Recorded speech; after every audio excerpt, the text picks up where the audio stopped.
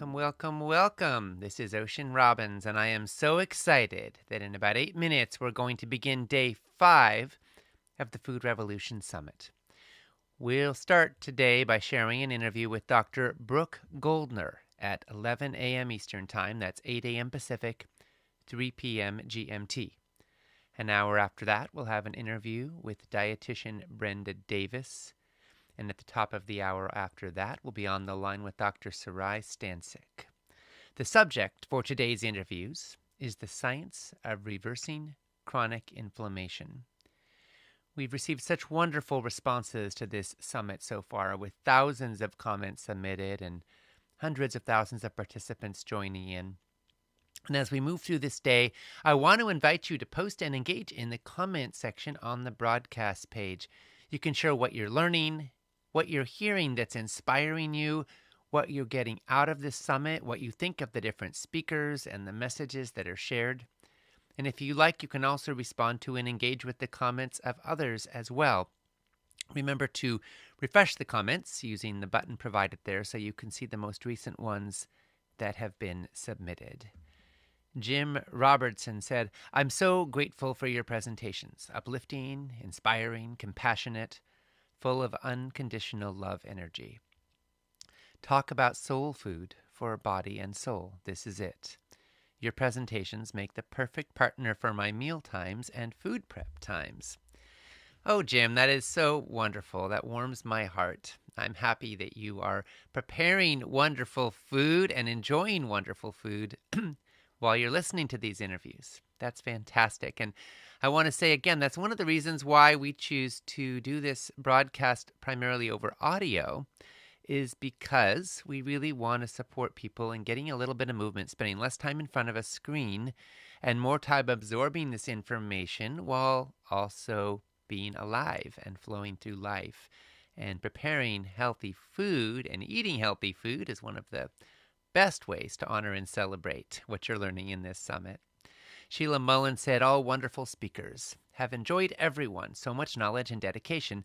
I appreciate everyone involved and learn something new every few sentences. But wow, Haley at 20 years of age, so well spoken, and what a joy to listen to.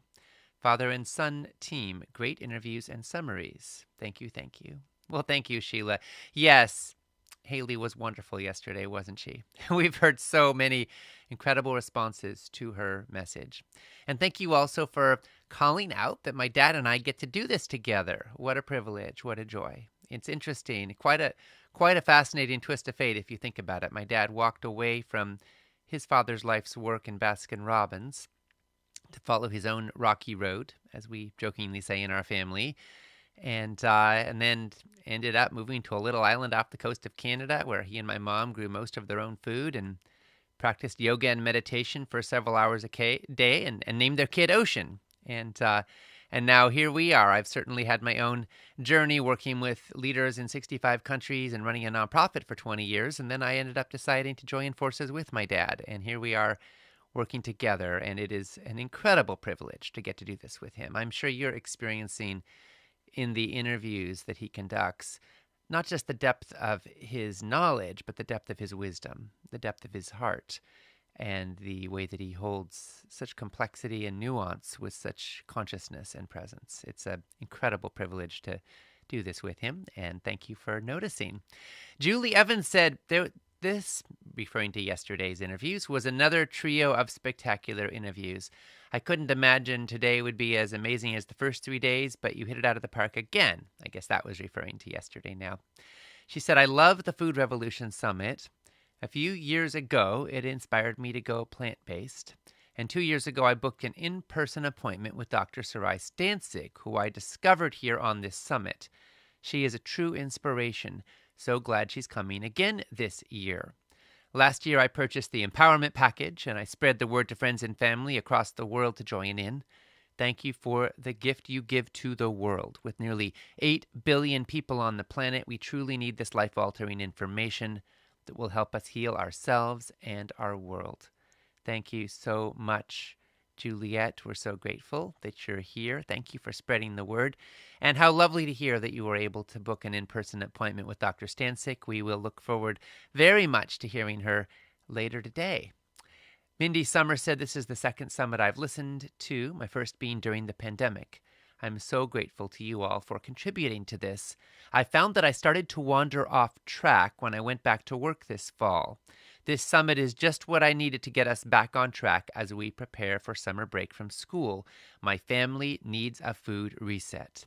I've also been blessed with the opportunity to share this with friends, and I'm really trying to educate them on how many health problems can be remedied with food. It's the food. Thank you, Mindy. We're so glad you are here. And we hear this often. People who get inspired, they get passionate, they get lit up. And then over time, life happens and old habits set in, and a toxic food culture has its effect, and people slip back into old patterns. And so what I want to invite folks to do is both to have compassion and persistence as you move through life. If you're getting inspired, if you're learning new things, recognize that you might fall off the horse sometimes, but you're going to keep getting back on. And we also created a membership community called Whole Life Club that's all about helping people to stay the course, steady, consistent, ongoing progress on their health goals.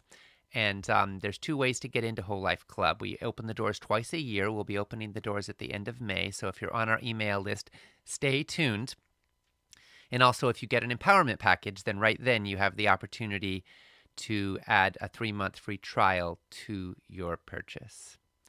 If you just joined us, we'll be starting today's broadcast in a couple of minutes. As we go through the day, I invite you to regularly refresh the comments at the bottom of the page and post your thoughts, your reactions, your feelings, and especially any insights you hear that you want to capture and share with others. Today's topic is the science of reversing chronic inflammation. New research is showing us that chronic inflammation is underlying most of the major illnesses of our time. It can show up as cancer or heart disease or even Alzheimer's or allergies, autoimmune conditions, and all of these things can sometimes be linked back to inflammation. So what is it that causes chronic inflammation? And more importantly, what can you do about it? We're going to find out a lot more about that today. If you just joined us, we'll be beginning today with Dr. Brooke Goldner with a powerful interview on healing autoimmune disease in about a minute.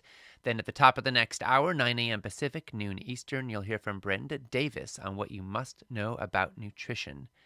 And at the top of the hour after that, you'll hear from Dr. Sarai Stancic on 6 lifestyle changes to overcome chronic illness.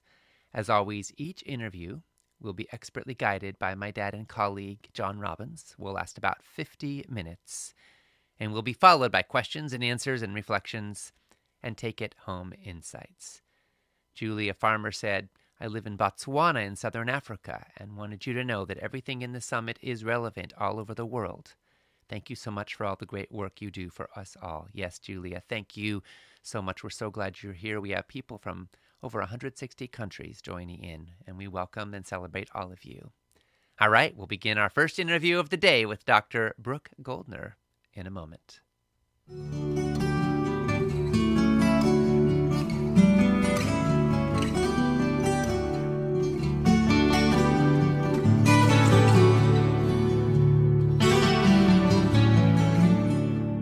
Welcome to the Food Revolution Summit, where we explore how you can heal your body and your world with food.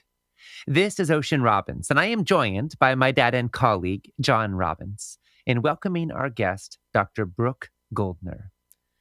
Dr. Brooke Goldner is a board-certified medical doctor and the author of 3 best-selling books, including Goodbye Lupus and Goodbye Autoimmune Disease. She's been featured in documentaries like Eating You Alive, Whitewashed, and The Conspiracy Against Your Health. And she's been featured on many TV programs, including The Home and Family Show. Dr. Goldner is founder of veganmedicaldoctor.com and of goodbyelupus.com, and the creator of the Hyper-Nourishing Protocol for Lupus Recovery.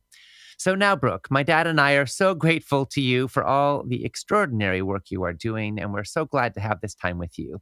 And now for this interview, I'm going to hand it over to my dad and colleague, John Robbins. Well, thank you, Ocean, for that introduction. And thank you, Brooke, for being with us once again. Oh, I'm so happy to be here with you guys again. Well, we are very happy to have you again. You always bring so much bright light and clarity and wisdom to our audience, and they love it. They've always loved it in the past. I know they'll love you today. You use phrases like goodbye lupus and lupus recovery. And the prevailing belief in the medical system today is that people with lupus will experience symptoms like pain, extreme fatigue, hair loss, cognitive impairments, physical impairments that affect every facet of their lives. And many will suffer from cardiovascular disease, from strokes, from disfiguring rashes and painful joints. Essentially, lupus, according to current thinking in the medical system, is a devastating and life-changing disease that has no cure. And yet, Brooke, you had lupus with kidney failure and repeated strokes starting at the tender age of 16. And doctors told you, as they will today still, that your condition was incurable and that your life would be short and it would be filled with pain. But 15 or so years ago, you changed your diet dramatically. And as I understand it, the disease that's supposedly incurable disappeared. So, Brooke, is it true that you now have no sign of disease? And can you tell us what happened? Yes, absolutely. And everything you said is correct. According to Western medicine, lupus and other autoimmune diseases are chronic and debilitating, and they get worse over time. I mean, that is the understanding. And it is true that using the treatments that we have available to us, especially medications available to us in Western medicine, that is absolutely true. People get sick and they stay sick and they get worse over time. And that was my experience for the first 12 years that I dealt with lupus. So at 16, I got it and I was having rashes and arthritis and went to the doctor, found out I was in stage 4 kidney failure. And that was what I learned was you have a lifelong illness. It's going to get worse over time. They call it progressive and chronic. It'll get worse over time and you'll never get rid of it. And, you'll never be able to have children because of the kidney failure. And then the chemotherapy they gave me told me that the chemotherapy could probably destroy my eggs or give me cancer. So there was that on top of it and all this high dose medications to save my life. And my doctors did save my life. My kidneys got from stage 4 to about stage 1, where I no longer was, at the time I was diagnosed, they said I had 6 months to live if I didn't do their experimental treatments with the chemo and the steroids and everything else. So they did save my life, but I still had lupus. And even after 2 years of chemo, when they said I was in remission meant that I wasn't currently dying from the disease. I still had arthritis, but I took pain medicine for that. I still had migraines and I took pain medicine for that, a different one. And I still would get rashes, especially if I went into the sun. So I had to stay out of the sun. If I stayed up too late or had some stress, my symptoms would get worse. So, and all of my blood tests were positive for lupus. I had all the different kinds of antibodies you would expect, ANA, dsDNA, all the different things you would expect. I had protein in my urine, which they said was permanent because of damage to my kidney. So even in what Western medicine calls a remission, you still very clearly have the disease, and I very clearly had the disease. And over time, I developed more things, more symptoms. So by the time I was in medical school, I was developing blood clots and getting double vision. And I had what we call a mini stroke or a transient ischemic attack, multiple of them, which is a blood clot to the brain that is able to pass through or dissolve before causing permanent damage in a major stroke. But at that point, they said, yes, now you will have this forever as well. So you better never get pregnant because you're not going to be able to carry a baby and you can have a stroke during your pregnancy. And by the way, now you also have to inject yourself every day with blood thinners or you'll have a stroke. So that was the path I was on. And I was very accepting of it. And I felt like the major lessons that I had in my life was that you can have a chronic illness and not let it have you. And you can still build a life that's full of passion and purpose, and you can still dream big. You just have more stuff to deal with. I had to take my medicines. I had to take my injections. I had to make sure I managed my stress. And I was dealing with it while still maintaining a life that had meaning for me and was not about illness. And I thought I was kicking butt doing it that way. And I think I was. Before going to medical school, I did 3 years of genetic research. I thought maybe I'll find some gene that'll help us cure lupus. Didn't happen. And I realized that I needed people. I wanted to take care of people. Went to medical school, did all the training, and there was no other information besides what medicines you need to use, and that actually I was doing pretty well, because every time I got really sick, I got better and the medicines helped me. So that's better than other people with lupus who sometimes get the medicine and they don't get better. Like Selena Gomez had chemotherapy, but she still got a kidney transplant. So I thought I was doing pretty well, even though I still lived in pain. So when I changed my diet, I had no expectation that lupus could go away. That is the reality that most people live with. I did it for fitness. I did it to look good for my wedding. I wanted to lose weight and I was addicted to high amounts of cheese. And I had to do something about it. And so when I changed my diet to a high raw, plant-based diet, I very quickly lost the weight. I lost over 20 pounds and, I was looking better than I ever have in my life. And I also no longer had arthritis or migraines or fatigue or any of the other symptoms of lupus. And at that point, I'd had it for 12 years. And when I got my next set of blood tests a few months later, there was no sign of lupus. And so you asked if it's true that I haven't had anything for 15 years. It's 100% true. For the past 15 years, I've had no evidence of any antibodies. I've had zero symptoms. I have totally normal kidney function with no protein in my urine. I have no blood clots. I have zero symptoms of disease. I have zero indicators on my labs of disease. I've had 2 healthy boys. One's about to turn 12 in less than a week, and the other is just turned 8 a couple months ago. And I've been able to live the last 15 years of my life completely disease-free. And that's also why I'm so wholeheartedly dedicated to helping other people do the same, because it turns out it doesn't just work for lupus. It works for RA and MS, and scleroderma and Sjogren's, and also helps for other diseases like diabetes and heart disease. That what I do is I teach people how to use nutrition to affect your cellular biology to accelerate cellular repair and activate your anti-inflammatory immune system. And when you do that, it works. It just works every time. It works. And that's why I'm so excited about it. And that's why I love to talk about it. But even more than talk about it, I love to spend my entire day, every day, helping other people get those same results. Which you do so beautifully. And, in your book, Goodbye Autoimmune Disease, you provide 25 case histories of specific people who were suffering severely, in most cases, from autoimmune diseases, a variety of them, but who recovered dramatically by following your nutritional protocol.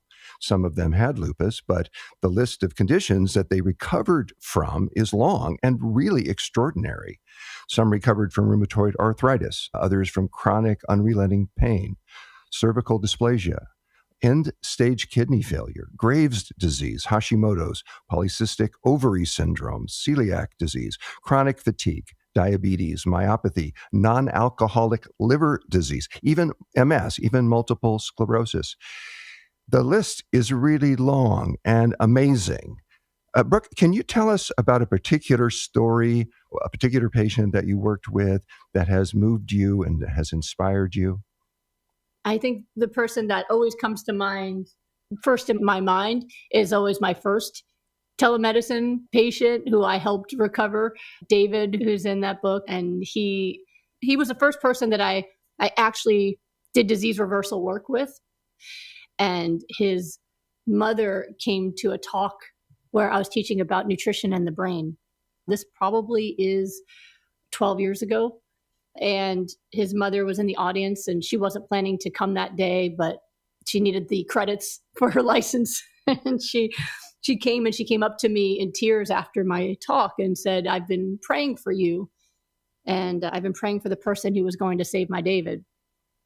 And that, no pressure, right? So no pressure. So we started talking, and that's Glenda. I love her so much. She's an amazing mom. Her son, David, was only alive because of her sheer stubbornness and willpower to keep him so. I mean, he at the time was in his 20s. He'd been sick since he was 14 with multiple autoimmune diseases, lupus, scleroderma, and Sjogren's. And he was so sick that there were multiple times doctors told her that he was going to pass away. She refused to believe it. But he was still very, very ill. He had such severe rashes that it disfigured his face, and people couldn't even look at him. They couldn't make eye contact with him because he was so disfigured. And his mom is a single mom who somehow got him through school, and he wanted to work, but he couldn't get past the job interview because people couldn't face him. Because of the scleroderma is an autoimmune disease that makes your skin very, very hard. And when it's hard, it cracks open at the joints. And so all of his knuckles had cracked open and he had infections all the way down to the bone.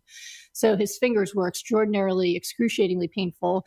And because of these infections and cracks, And at the time, the doctors had given up and said, we can't fix that. So we're going to have to amputate his fingers, which she had refused at that point. He's home alone all day because his mom's a single mom working. He can't get a job. And so whenever he was hungry, he would go next door to 7-Eleven and just buy some junk food. And he said whenever he cooked, he put butter on everything and, lots of meat, dairy, processed foods. So it was a real big shock to his system to consider this kind of change. And so I told him my story and I connected with him on a human level and inspired him to try. And he made a dramatic recovery. At first, he gave up all the processed foods. He gave up all the dairy, all the butter. He cut back his meat intake to once a week. He started doing what I call hypernourishment. So hypernourishment is an intentional overdose of the nutrients that your body uses for cellular repair. And the easiest way to do it is through green smoothies. Most people don't want to eat pounds of greens every day, but they'll drink it through a straw if it tastes like some fruit. So I taught him how to make green smoothies where we use high levels of greens, omega-3s, a little bit of fruit for flavor, and he drank those every day. He increased his water intake, as I suggested he did, up to 96 to 128 ounces of water a day. And within a couple weeks, his skin started to knit back together again, and his rashes were going away.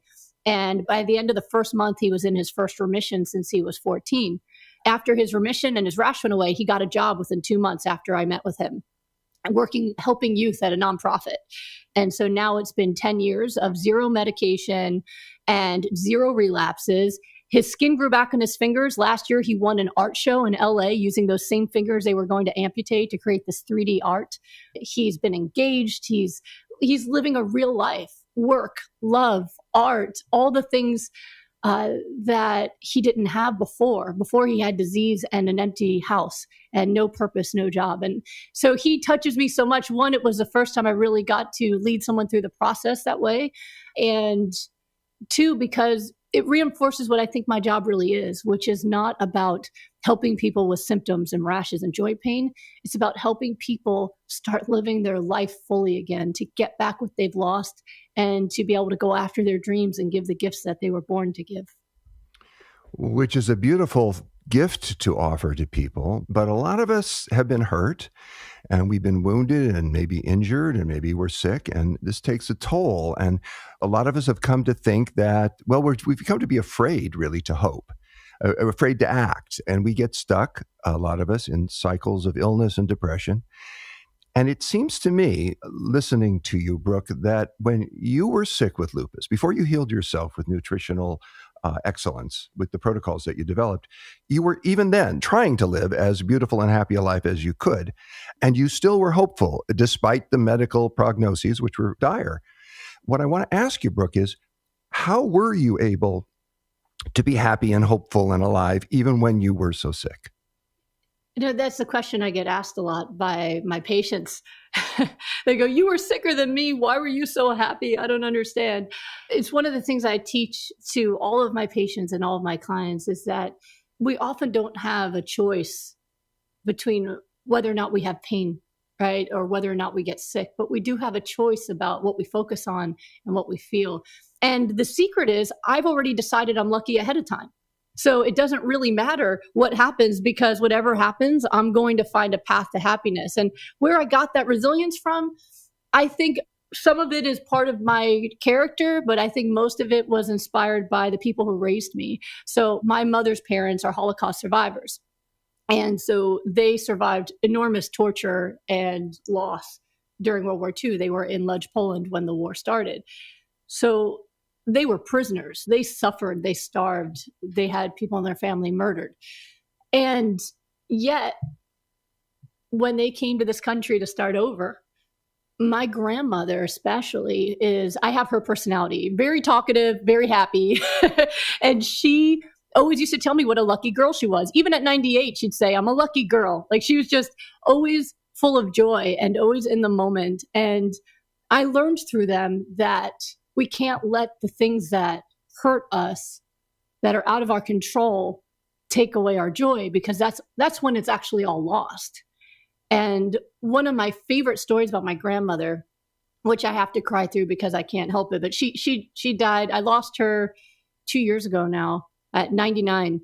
But she had this story she told me once when I was a kid about how after the war ended, they sent all the prisoners, everyone had to release the prisoners of war after they all made the peace agreements. So they were abruptly taken from their prison to a train station to go home. There's obviously no counseling. There's no trauma specialists there. They're just all these huddled masses of people who are starving and traumatized and sick are just sent to a train station. Okay, go back to lunch. Good luck. And she said she was surrounded by this group of people who were just barely alive. She herself had a belly that was swollen from starvation. And she said at the other side of the train station, there was somebody playing music. And she said that she heard the music and she felt so happy she started dancing. And I remember. Oh, my. Yeah. So when she told me that story, I remember as a kid saying, Grandma, how did you dance? And she said, because Brooksy, when you hear music, you dance. And I was lucky enough that she was there taking care of me with my parents for my whole childhood. And she was my best friend. I mean, even through college, medical school, when there was spring break, winter break, I was with Grandma. She was my best friend and probably the most influential person besides my own parents in the way I think and see the world. So I think that the gifts that she gave me were really so instrumental in the way I see the world and the way I saw my illness. I figured I was lucky. I had lupus, but I was free. I had food. I was able to go to college and pursue my dreams. I had everything. And I had lupus. So I just never let lupus take it all away. And to this day, when I hear music, I dance and I look for the music. And that's what I teach people is that there's always music. You just have to look for it. You have to obsess about the music and not about the pain. And you can find a way to be happy with any symptoms that you've got. And when you're happier, you heal faster. So you can find happiness in the illness, and then that happiness will accelerate your recovery too. Which is wonderful. And gratitude to your grandmother, all gratitude to her. She sounds like just wonderful, wonderful spirit and soul, and her love for you and her choices, her focus, her clarity about her wisdom, deep, deep, hard-earned wisdom. It's very moving to me. And as you were telling this story about her, I was remembering something that you said in one of our earlier conversations, Brooke, and it stayed with me because it felt very profound to me. And you said that rather than focusing on what we want now, which is what our culture teaches us to do, to pursue immediate gratification, short-term gratification, but instead of focusing on what we want now, we should focus instead on what we want most. I just find that just very inspiring. And I want to ask you, can you help us to understand what that means even more deeply? Absolutely. And I remember you told me that you actually put that on your desk, and I was so honored. I did. Because I was a fan of your books when I was a kid. Not to say that you're old, but when I was a kid, I was reading your books and I thought you were the most inspiring person. So it makes me giddy that anything I wrote inspired you. But yeah, so what I would say is we want to find, instead of instant gratification, we want to find instant gratitude. Right? So I want to be grateful for what I have now. And then I want my actions to be based on what I want most. So that's the key to happiness, right? Is what do I have right now? And sometimes it can feel like there's not that much, but is it family? Is it friends? Is it shelter? Is it your sense of humor, right? Sometimes you have to search a bit, but being extremely grateful for whatever it is that you currently have. And then focusing your mental power on manifesting or creating the life that you actually want. So I wanted my life to be about service and caretaking and taking care of, people who are ill or suffering or underserved, all of those things. And so that was very much a focus of my life. Was I knew I wanted to do that. I wanted to be a scientist. I wanted to potentially be a doctor. So what did I have to do to get there? So in order to do that, I had to get good grades. And if I had to get good grades, it didn't matter if I had chemotherapy or not. It didn't matter if I was in pain or not. I had to get good grades. So I was focused on how to get my goal rather than what most people do is say, well, can I? Will I? Am I going to meet my goals or am I not going to meet my goals? I'm in pain today. Maybe I'll do it tomorrow. I was always looking for the path to the goal, not the path away from it. And I was writing about how people have told me much of my life what I couldn't do. You can't have kids. You can't go in the sun. You can't cure lupus. You can't. And I just never listened to those voices. And I just decided I'm going to write my own story and I'm going to do everything that I can do in this world. I never knew my story would be a bestseller. I just knew I was going to be the one that authored it and not somebody else. One of the ladies commented and said, well, sometimes there's just too much pain and you're too tired and you just can't do that. She said, there's too many roadblocks. Said, don't use the word roadblocks. That makes it sound like the path is closed. You don't want an obstacle to turn into a barrier. Once it's a barrier, you turn around and go home and nothing happens. It's an obstacle. So if there's an obstacle, what's the way around it? How do I get to what I want most? So sometimes people are short-sighted. Why? Because I don't want to be in pain. Because I want to think clearly. Because I want to be able to breathe without pain, or I want to be, whatever it is. I want to be able to go outside and go for a walk. But it's very short-sighted. And I talk to them about creating a much bigger vision for what they're going to be doing with their life. And I ask them 3 questions. I say, what are you going to be doing? How do you feel? And who do you inspire? So that they can make a 3-dimensional picture of the life that they are creating. And I make them talk about it in the present tense. And I make them make a video present tense to say, I am healthy and I feel amazing and full of energy and I don't have any pain. And I'm out there working at a job that I've always dreamt of doing. And I'm traveling around the world and I'm inspiring my family who's suffered with chronic disease to take action. And when they say it out loud, they always tell me there's a shift in their heart where they can feel the excitement. So when you have that vision clear in your mind and an obstacle comes up, then you have a really good way of resisting it, right? Like the opposite of why power is willpower. Willpower is temporary. So if you have willpower and you really want a donut, but you're trying to drink a green smoothie instead, one day you're going to walk into the kitchen and there'll be donuts and you're just going to pick the donuts. The willpower will fail you. But if you see the donuts as, okay, I can have a donut or I can have this dream of traveling to Venice and running around with my grandkids and inspiring my entire family and all of these different things. If it's donut versus that, the donuts will lose. I know if I psychologically can get them into that space where they are obsessed with creating that dream, they're not going to let any of those obstacles turn into barriers and they're going to go after it with everything they have. So for me, that's the most important part to really anchor people in their recovery because listen, the first 2 to 3 weeks is hard. Cravings are terrible. The cravings get worse in the 2nd to 3rd week for all the foods you gave up because your addicted brain's fighting you. So I have to get them into that mindset where they're like Rocky Balboa, in Russia, carrying the tree trunk on his back in the middle of the snow, right? I need to get them into that mindset where they're willing to do anything and everything it takes. And the way you do that is by getting them to focus on the real full vision of what they want most for their life. As you're talking about the why power, working from why power instead of willpower, talking about focusing on what you want most, focusing on what your purpose is in getting well. And so everybody, of course, wants to be free from pain, wants to be able to breathe freely, wants to be able to go out in the sun. Everybody wants to be healthy. But I hear you talking about finding your deepest purpose for being alive, for being healthy. I'm thinking about that there are a lot of people who have autoimmune conditions and they may try different things. Some of them try eating a plant-based diet in hope that it will reverse the condition, and they don't succeed. And maybe they make small changes in their diet. So they don't eat French fries, they eat baked potatoes. So they don't eat cookies and pastries, and they give up processed foods. And they make steps that are in the right direction, but it's not enough. And apparently, for most people with autoimmune diseases, going plant-based in and of itself isn't enough. Now, your 6-step protocol includes, and this is how I understand it, and you can correct me if I'm not accurate here, but it involves eliminating animal products, eliminating added oils, eliminating processed foods. That's the things you don't do. And then hyper-nourishing yourself with raw plant foods, blenders full of greens and fruits, and consuming omega-3s every day, and drinking lots of water. And the feeling I get is you have to be a lot more strict, you have to be a lot more aggressive with your diet if you want to reverse an autoimmune disorder than if you just simply want to maintain health that you already have. Am I on the right track here? Yes, for many people, that's exactly right. And not only that, I've had multiple people come to me who were already plant-based for years, who then developed autoimmune disease, like Ellen Jaffe-Jones, who wrote the foreword to Goodbye Autoimmune Disease. She's been a teacher for plant-based nutrition. But a couple of years ago, she developed psoriasis. And she said, how could I have psoriasis?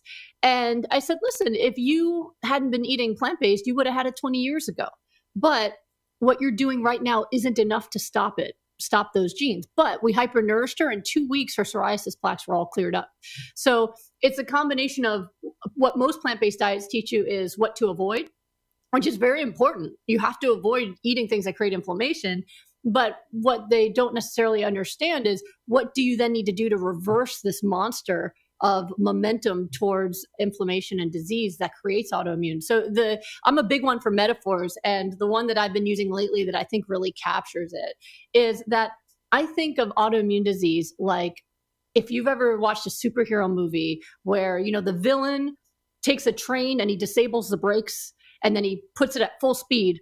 And then he cuts the tracks so that the train's going to go into a ravine, right? So you have this out of control train that's heading full speed ahead, no brakes, into a ravine, and everybody on board is going to die, right? So they call Superman in, and Superman's got to come and try to stop this accident, right? So we don't get sick overnight. We get sick over time. Our cells will start to get sicker over time because of our nutrition, because of stress, because of exposure to toxins or medicines or whatever it is. We collect sick cells over time. And as long as we have enough healthy cells, we don't even notice it. We feel fine. But then at some point, we hit the threshold of disease. And when you hit that threshold, most people will tell me I was fine, and then the next day I woke up with knee pain.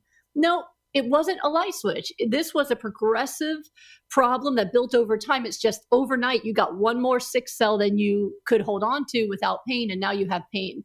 And so a lot of people don't realize that these little changes that they make, it's not going to stop that train. That train's got momentum, and it is speeding towards the ravine. So what I do, hypernourishment, I think of that as Superman coming in, maybe Superwoman, right, coming in, and now he's going to put his hands on the train and try to stop the train. And so what happens at first? So hypernourishment, you're adding all of these great nutrients, vitamins and minerals and antioxidants, which are the highest concentration in cruciferous vegetables and leafy greens. That's why I like using them so much, because they have the best dose. And you're doing the flax and chia seeds for their anti-inflammatory benefits. And you're drinking the water so that you can make all these chemical reactions take place that require water, right? So you're applying that to the front of the train. And the first thing that happens is the train's still moving towards the ravine. It's just slowing down, right? It's slowing down, but he still can't stop it yet. He has to keep pushing and keep pushing. And finally he stops it. And then when he continues to push with all of his might, flying full speed ahead, breaking all the laws of physics, right? He keeps pushing, and boom, now the train is backing up out of the ravine and he gets it to safety, right? So I see it that way, where a lot of people, they go, okay, I've got this out of control train of illness. Let me eat less French fries. Let me eat a little less sugar. Let me try to cut back on dairy or meat. Or maybe I eat a plant-based diet, but I'm eating just, lots of cooked foods, grains, beans, things like that, but not stuff that has the highest nourishment. And the train slows down, but they can't really feel the difference because they still have all the symptoms of what that train has brought them. So the train slows down, but it's not enough. Versus when you stop eating inflammatory foods and you truly hypernourish with all the things that your body needs to repair the damage and get the inflammation to come down, now we're backing that train up into reverse. And that's what I see as, when I do rapid recovery with people, that's a program where for 6 weeks every day, I'm helping you push that train back with the best nutrition, only eating the foods that will reverse the illness, and optimizing your stress, your moods, your sleep. Every single factor that can create inflammation, I'm helping you change all of those things at once so that that train starts to move backwards. And most people by the end of that 6 weeks don't have symptoms anymore. Well, if you're around, they're probably going to find the inspiration to move in a positive way and find their why, find their deepest reason for being alive and for being healthy, and get rid of as you mentioned, the inflammatory foods. A lot of people today are living with chronic inflammation, but the inflammation in their bodies is not a reaction to a pathogen or an injury. It's a reaction to the food they're eating.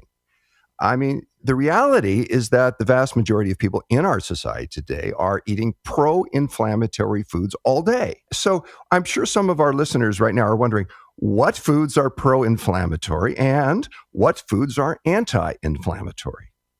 Yeah, and you're right. It's a combination. I mean, the food sets the stage, and then you add the stress, and then you add the, all the lifestyle and all the traumas and things, and their body has no ability to repair the damage because the nutrition isn't there for them to do it.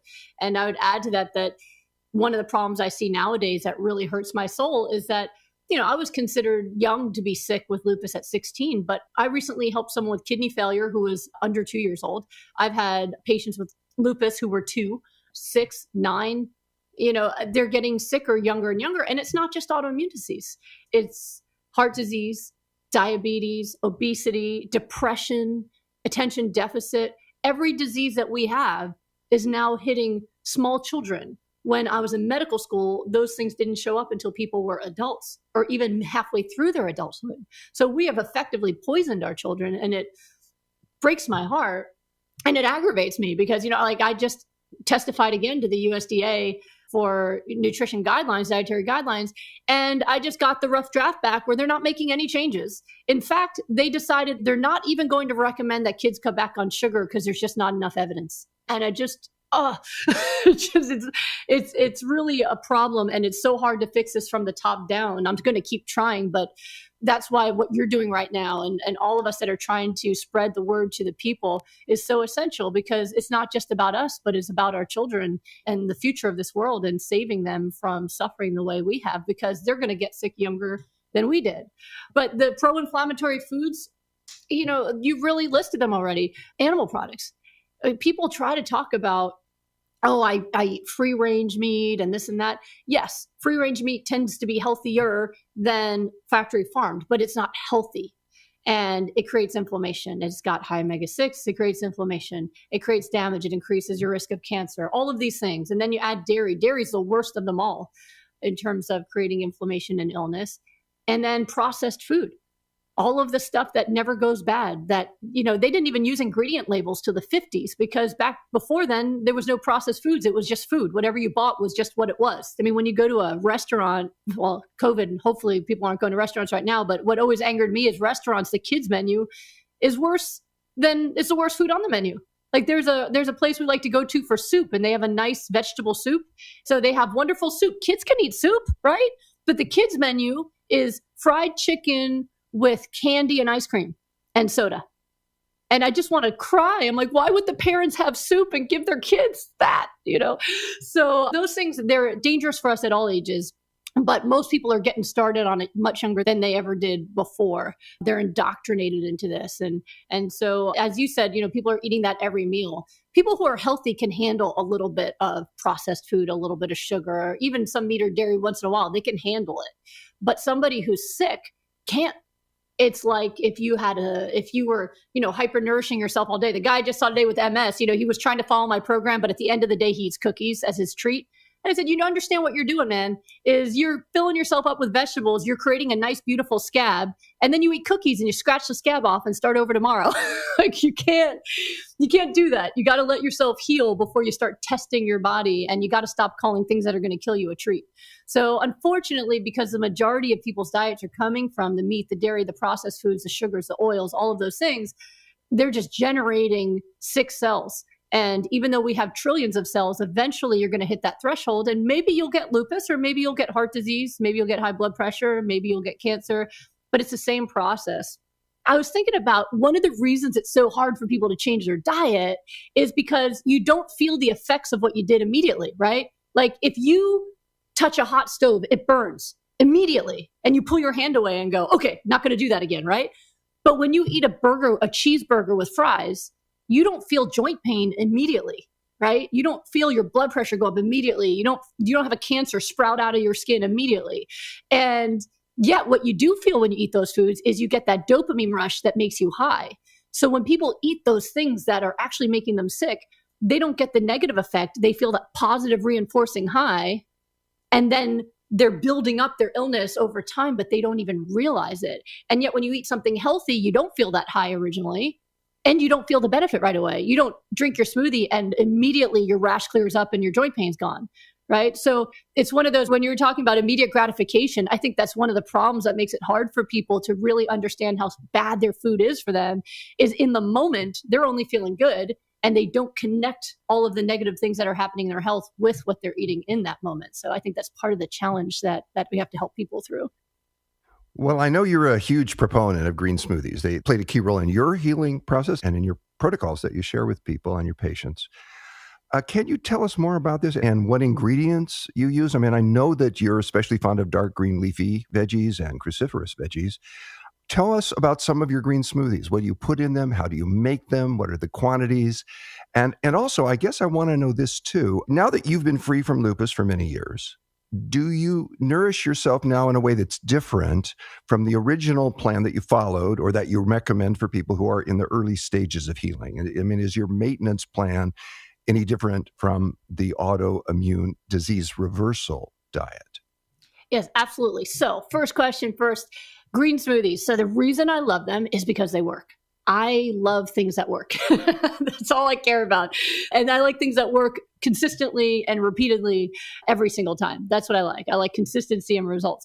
So when I first did this for myself, I didn't know about smoothies and I was poor. It wasn't like I had a nice fancy blender or anything. I was an intern, living in a studio apartment in LA and I couldn't even afford my own bed. I was sleeping on the carpet with a blanket. So, I wasn't doing smoothies. I couldn't afford organic food. I was buying supermarket food, just regular kind.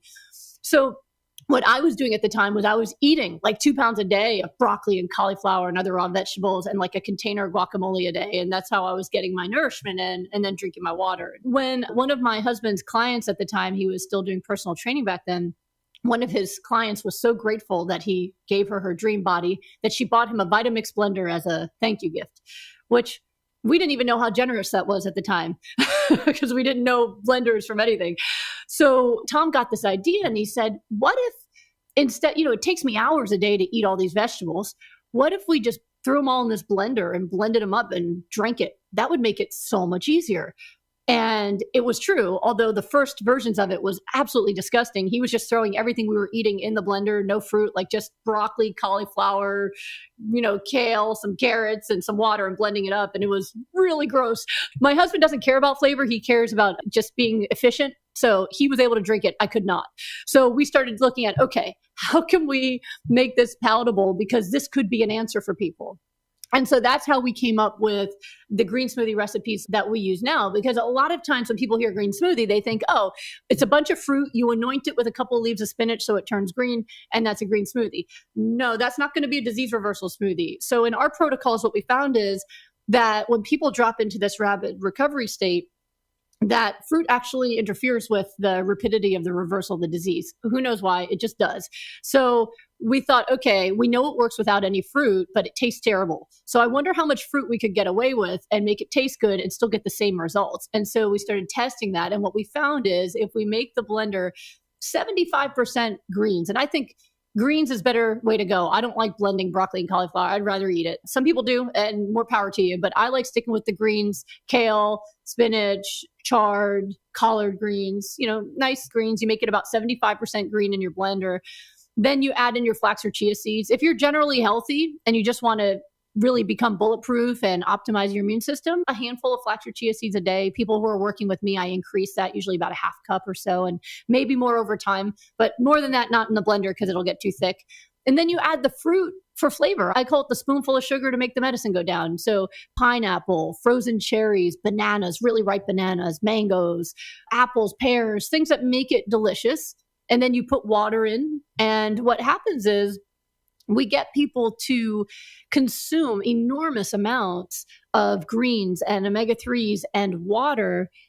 And these are people who usually don't drink any water and don't eat any salads or greens. And so it works really well. If it tastes like fruit, they'll drink it. And I've had people who are literally going from McDonald's to green smoothies and they like them because it tastes good. And so I've just found it's the most efficient way to get people to actually consume the food that they need to actually start powering up that reversal to get Superman his powers, right? So usually when people are doing recovery, they might start out at about a pound of those greens a day. And oftentimes, especially rapid recovery, more than that, maybe a pound and a half of those raw greens a day. Now, that's not what you need for maintaining health. You can, and it's fantastic, but it's not necessary. So for maintenance, I'm actually more permissive than any of the other docs I know that, are in the plant-based world. I don't say that people have to be 100% plant perfect, no inflammatory foods forever to be healthy, because that has not been my experience. My experience is once you are actually healthy, and that means you do this until you're really healthy. You don't just do this until the train stops moving, but the front wheels are still hanging over the ditch. You want to push that train all the way back, maybe 6 months or more of no symptoms, and you're doing hypernourishment, you're eating other plant-based foods that have no oils, beans and, unprocessed grains like quinoa, things like that.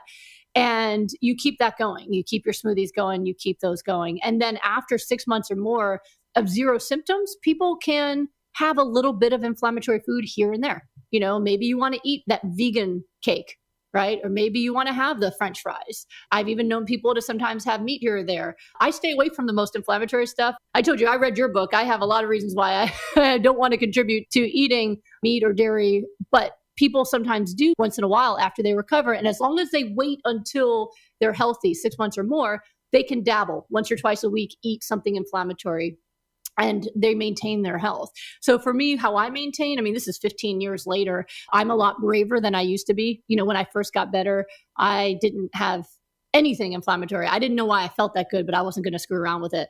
But now, I do my greens every day. So usually about half a blender, because I share the other half with my kids. And then I do another half pound of greens, usually in a salad. Right now, I'm really into cabbage, but it changes. Or like some veggies with guacamole, something like that. So I make sure that raw food is about 75% of my diet, hyper-nourishing food. Make sure I get my handful of flax or chia seeds a day. I get at least my minimum water intake, which is usually about 96 ounces. And then in addition, I eat other cooked plant-based foods. So yesterday, I made a plant-based shepherd's pie with just all different kinds of veggies and mashed potatoes on top, or I might make a tofu and broccoli or something like that. And then once in a while, maybe once a week, I might have something that's considered pro-inflammatory, like a glass of wine, or maybe get takeout that's vegan but has oil in it, right? So it's like the soup, it's all vegetables and tofu, but I know there's a little bit of oil in it. I'm not scared of the inflammation because my body is now made of such healthy cells that I can tolerate a little bit of inflammation like a paper cut. The paper cut will be gone tomorrow. I've never had a relapse of my symptoms, though. Never had a relapse of joint pain or anything like that. I suspect it would take me decades of eating poorly every single day to trigger it that way again. You mentioned your husband a moment ago and how supportive he has been. He's played a really key role, obviously, in your healing and in your work. Sometimes when we eat differently than the people around us, that can be inconvenient for them. They can feel unsettled. It can be confronting. And as a result, some of us will hold back from eating what we know would be healthiest and best for us. And instead, we make compromises because we don't want to take the risk of being an annoyance or upsetting other people. Brooke, when someone takes charge of their health and their fitness and their food, is it possible that they actually create a domino effect that over time helps the people they connect with, including those who might not be supportive at first? Yes, and that's actually one of the main things I teach is exactly that. So what you're talking about there is really a self-esteem issue. I deal with this a lot in my group where people join my group to get healthy, but they're still making bacon and eggs for their husband, and their family's ordering pizza. And so they feel very isolated, alone, and they feel a lot of peer pressure. And sometimes they feel like they are inconveniencing or hurting other people in their lives by choosing what they know to be better for themselves. So one of the things I work with is, you're allowed to show up how you want to in your life. And you don't need to show up in any certain way in order to be deserving of love. You don't need to eat somebody's pie they made you in order to show them that you care about them or appreciate them, that you're allowed to do what's good for you. And for a lot of people, that's a revelation in themselves to realize that they are allowed to just do what's good for them and they don't need to make other people comfortable. I see that a lot where people think they're making others uncomfortable. If you're going to sit there and eat your salad and watch them eat a steak, how is it bad and not say anything to them? Why would it be so wrong for them to eat a steak and watch you eat a salad, right? When I work with people whose spouse is very much not on board, I have them work on the boundaries with that spouse. A lot of times the women have made food for their husband for 30 years.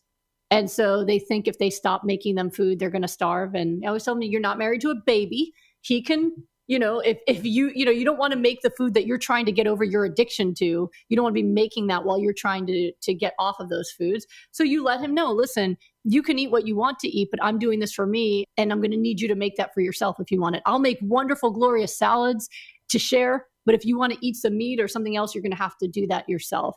A lot of them are afraid to make those kind of boundaries and to stand up for themselves. And I think if somebody really loves you, they're going to want you to be healthy and do what feels good to you, even if they're not on board. I mean, my husband was still eating meat when I stopped, and he thought he needed it for fitness. And he was very well known in the fitness world. And he thought he would lose his career, become some skinny vegan and not be able to do his job. But he was extremely supportive of me. And so the way we worked it is I made the big glorious salad for dinner, and then he would go outside and grill himself his meat, and he would eat that separately. And the way I got him on board for himself actually was, he's a scientist. He's got a master's degree in exercise science and health promotion himself. And I said, if anyone could figure out how to build muscle on a plant-based diet, it would be you. And he was like, well, of course that's true. And so he did it as an experiment. So he was eating lots of meat, every meal, 4 or 5 times a day. And he said after 3 days, he felt so connected to his emotions, and he felt very emotional about just the impact his eating has had on animals, on the planet, on all these other things. Like he just felt all this rushing in of emotion and connection. And he's like, I don't know if I'm going to become skinny or not, but I'm never going to eat that again. And he actually ended up, not only did he find out that he could build muscle on a plant-based diet, but he did the science and the research and figured out he could build muscle much faster with less than half the protein on a plant-based diet. So thanks to me, right, first he saves me, then I help him discover this amazing thing that then creates more happiness in his life, where now I don't have to worry about him getting colon cancer or heart attacks like all the other men in his family do. He's going to grow old with me healthy. He's been able to contribute more towards science and understanding of how metabolism actually works and why it's better to be on plants if you want to have big muscles. And of course, we've been able to inspire people all around the world to get healthy. So I think you don't want to hold on to the hope that you're going to convert the person you wish you could convert. But there's others out there that will have that domino effect. I think the most important domino effect is the parents getting healthy and actually stopping the spread of these diseases to their children. Because I think the domino effect of taking care of the next generation is the most important mission that we all need to be on. Well, I agree, and I thank you for that. Brooke, you are now healthy, vibrant, and strong, and your exuberant enthusiasm for life, the extraordinary power of your example, the path you've been on, are blessings. They're blessings to me. They're blessings to our listeners. I think they're blessings to anyone who lives in a human body. And I'm thinking right now of the suffering, really the enormous suffering that millions of people are at this moment experiencing from autoimmune disorders. And their physicians are prescribing drugs that offer no possibility of disease reversal, drugs that only manage some of the symptoms and have a host of harmful side effects. And yet here you are, healed from lupus, helping millions of people through your inspiring life and work. Brooke, on behalf of Ocean and myself and everyone involved in the food revolution and all of our listeners, I want to thank you for your amazing will to live, your commitment to health and healing for all, your brilliant breakthroughs, your deep passion to help others, and of course, for being with us today. Oh, thank you. I'm so honored to get to be here with you guys. And I'm always excited to spread the message that there is hope and there is healing. You just have to never give up and never listen to anyone who says that you can't. We've been talking with the absolutely brilliant Dr. Brooke Goldner, best-selling author of Goodbye Lupus and Goodbye Autoimmune Disease. Brooke, your work is generating stunning results, and you're bringing grounded hope to so many people who want their health and their lives back. We're so grateful to you for your breakthroughs, for your passion, for your eloquence, and for your partnership in the food revolution. Oh, thank you so much. I'm just always glad to be a part of the work that you're doing, because you're spreading so much great information and love and hope to people all over the world. So I just love being a part of your mission with you.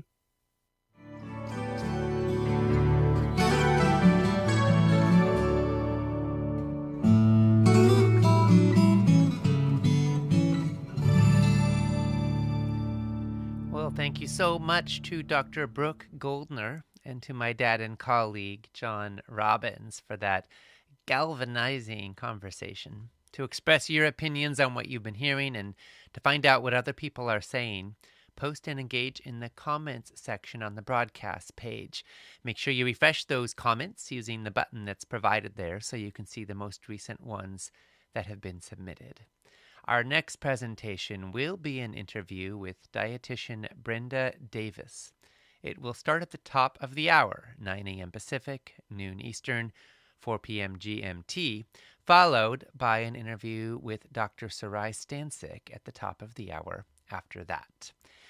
Gail St. Lawrence said, "Wow, Dr. Goldner, what a story. Such courage, so much hope for others suffering." Yes, Gail, so true. So inspiring, so heartening to hear Brooke's story and to know that she's helping so many other people. Karen said, "I think Brooke Goldner is the most inspirational person I've heard recently.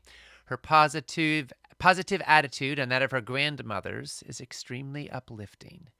I wish I could get all my friends and family to listen to this whole food revolution, but this presentation addresses for me the obstacles we most deal with." Well, thank you, Karen.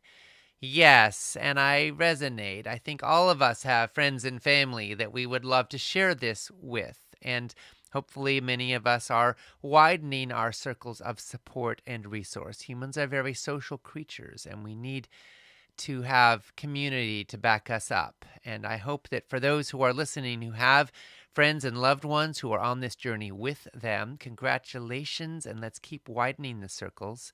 And for those of you who do not, I want you to know you are not alone, that we're here with you. And I want you to picture 300,000 people in this summit, and I want you to picture them all with you and to realize we're part of something. We're part of each other's hearts and each other's lives and each other's healing. I just want to call out a quote from Brooke. She said, "You got to stop calling the things that can kill you a treat." That's a good one, isn't it?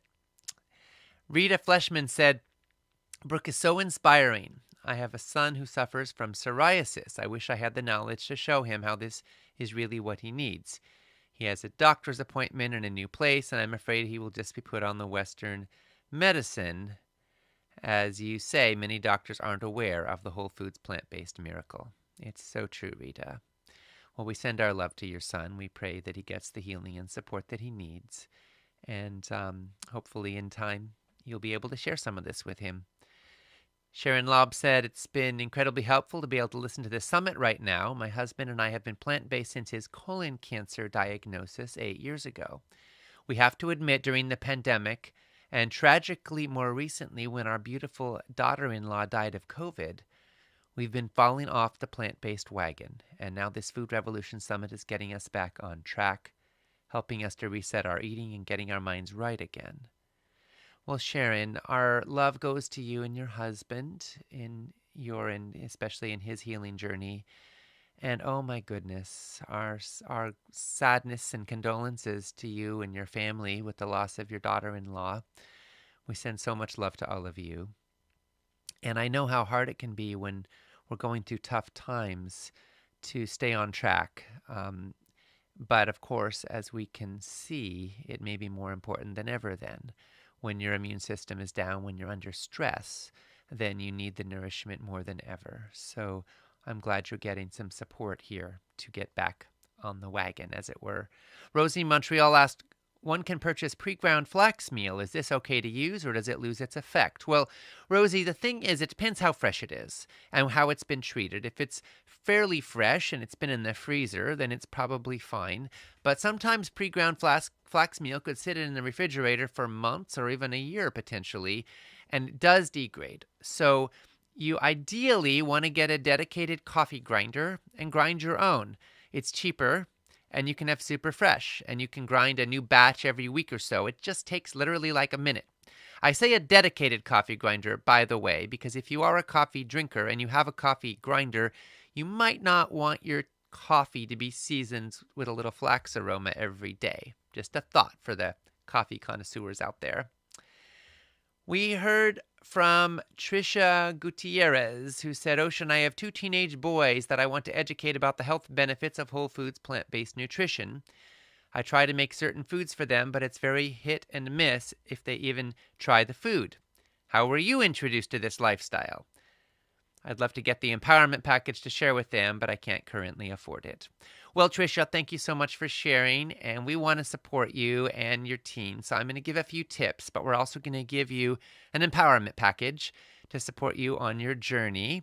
And we're going to give you an almond cow. So congratulations. Our team will follow up with you. We really want to support you in nurturing health and wellness in the next generation. You'll have now the MP3s and the transcripts of the entire summit and an almond cow to help you make delicious non-dairy milks. For anyone who wants to get the almond cow, by the way, that's at foodrevolution.org/almond cow. So now some tips for everybody who's thinking, how do I help kids or teens on this journey? So I'm going to share 9 of the top tips that I've developed over the years. And I will say, yes, I grew up kind of in this lifestyle. I started from the beginning. So that's a little bit easier than folks who maybe make a change along the way. But tip number 1 is be a role model. More often than not, kids don't do what we say, they do what we do. Number 2, eat family dinners at the table. Dining together can have positive social, developmental, and behavioral benefits. And studies show that when kids eat dinner at the table with their parents, they're more likely to eat healthier foods. Number 3, don't bring unhealthy foods in the house. Keep your certain boundaries or bright lines about what comes in the home. Even if you can't control what kids eat out at friends' houses or at restaurants, you can certainly have say about what comes in the home, and that can make a big difference. Next up is don't make special kid options that are less healthy. Brooke talked about that. Very important. Number 5, kids, you can have a rule with younger kids, like they have to try at least one bite. You can let them know they don't have to finish their food, but they do have to give it a try, and that's part of having good manners. And often children are open to that, and then they sometimes find that they like foods more than they expected to. Number 6 is make vegetables more appealing. You can cut them into fun and appealing shapes like stars. You can give them funny names. You can play games with vegetables. Number 7 is get kids involved. Get them growing food, gardening, preparing food. And all these things can really help get them involved and connected. Kids are more likely to eat healthy food when they prepare it or grow it. This is backed up by a lot of studies. Number 8 is read children's books about healthy foods. There are more and more of them out there that encourage healthy eating habits and celebrate vegetables and make them fun and playful and creative. And lastly, be patient and love unconditionally. It takes time to build new habits. On average, it takes 8 or 15 tastes of a new food to develop an affinity for it. Sometimes people's saliva literally changes over time. If kids are used to chicken nuggets and fries and you're switching to organic tofu and broccoli, it will take some time. But be positive, be patient, and make sure they know that you love them no matter what they eat. Well, now it's almost time for us to move to the next segment of our broadcast, which is an interview with dietitian Brenda Davis on what you must know about nutrition. But first, a word about Food Revolution Network's mission. At Food Revolution Network, our mission is healthy, ethical, and sustainable food for everyone who eats. We want kids to learn about healthy food in school. We want doctors to learn how nutrition impacts health in medical school. We want the routine use of antibiotics banned from factory farms. We want a world where everyone, regardless of their ethnic or economic background, has knowledge of and access to healthy food for their family. We want a world in which heart disease, cancer, Alzheimer's, obesity, and diabetes are rare, and in which vibrant health is the status quo. We're spreading the word and standing for change. And with every empowerment package purchased, we make a donation to Trees for the Future, enabling them to plant an organic fruit or nut tree in a low-income community. Join this movement and support this mission.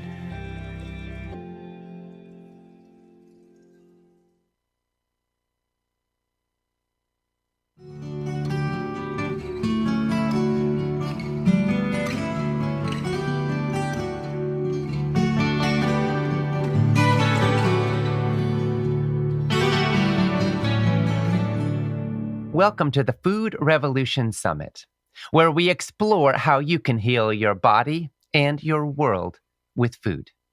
This is Ocean Robbins, and I am joined by my dad and colleague, John Robbins, and welcoming our guest, dietitian Brenda Davis.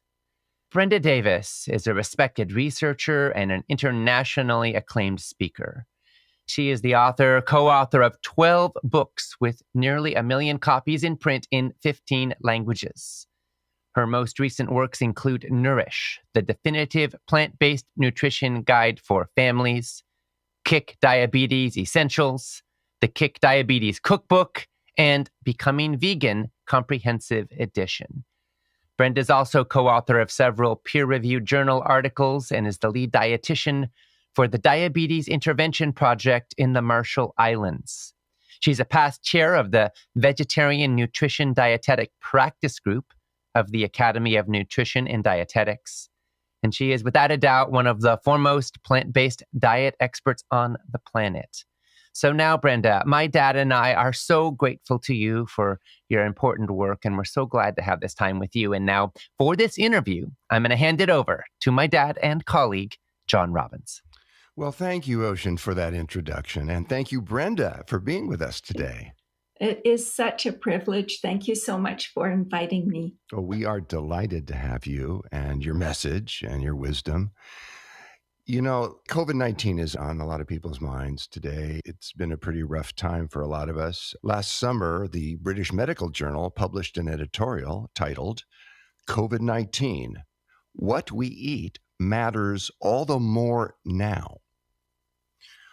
Brenda, we've seen that the major diseases that are worsening COVID severity are almost all diet related.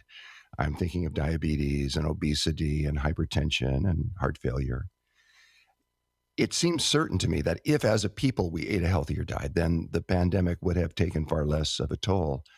Brenda, would you agree with me about that, or do you see it differently? Oh, no, I agree completely. I think most people are really quite aware that the adverse health outcomes from COVID-19 are really increased with these kinds of comorbidities, all of these cardiometabolic diseases you mentioned. But I think people are far less aware that an unhealthy diet is actually the leading cause of all of these conditions. And that's what a lot of people miss. And so I don't think it's a very huge leap to imagine that if diets were healthier, we would see fewer of the lifestyle-induced diseases, and we would see fewer adverse health outcomes from COVID-19. And it's not being emphasized a lot, and I think we really need to be doing better in that regard. Yeah, I agree with you. We're trying to do some of that here in the summit. Can you describe some of the benefits that people experience typically when they undertake a whole foods plant-based eating path? Oh, absolutely. I mean, people who eat or who switch to a whole food plant-based diet, especially when they're switching from a sort of standard American diet, tend to get leaner, their blood cholesterol levels drop, their triglycerides drop, their blood glucose tends to normalize, blood pressure often goes down, they become less insulin resistant. And for many people, constipation is no longer an issue. A lot of people who have painful joints, the pain tends to diminish. And you know, we have so many studies that have actually followed health conscious individuals consuming different types of diets for years. And what we see is, you know, lower rates of so many diseases, ischemic heart disease, hypertension, type 2 diabetes, less cancer, fewer kidney stones, less kidney disease, even less non-alcoholic fatty liver disease, cataracts. And we have studies even showing reduced mortality and better health in later life. And I don't think any medications could ever come close to accomplishing what a healthy plant-based diet can accomplish. So I think those are the main things that I would say on that one. Well, that's a beautifully and brief answer to a question that could lead into 1,000 directions. Because when people turn to a whole foods plant-based diet, usually they do so because of a specific condition. They have a problem, an illness that they want to reverse if possible. But what they usually find is that the diet that helps to reverse or improve the condition for which they want help is also going to reverse and improve a vast number of other conditions, as you can reach. And I keep being amazed at how fast the body starts to rebuild itself when we start giving it the optimal fuel. Brenda, you've been doing this work for a very long time. Are you still sometimes amazed at how powerfully healing a change in diet can be? You know, John, I will never cease to be amazed by how powerful and how rapidly a plant-based diet can change a person's health. And I can't help but thinking about the Marshall Islands. And this is back in 2006, 2007. I myself was just stunned at how fast people started to get well. I remember the sort of joint pain diminishing, their brain fog lifting, and constipation disappearing, and blood glucose normalizing, and all of these things. But one of the things I remember the most is a lady who, I think she was in her early 70s, and she had for 20 years had such painful joints that she could hardly lift her arms above her head. It was just her shoulders were so painful. And in 1 week, after 20 years of suffering, in 1 week on a whole food plant-based diet, her pain was gone. And she was stunned. And to be honest, I was just as stunned because I didn't expect it could happen that quickly. But it's like a miracle to me. It is like a miracle in so many ways. And I find it very empowering that when we address things that are often in our control, things like getting optimal nutrition and getting enough sleep and exercise and managing our stress and certainly not smoking or drinking excess alcohol, we can actually, this is the data, we can actually prevent 80% of chronic disease or more.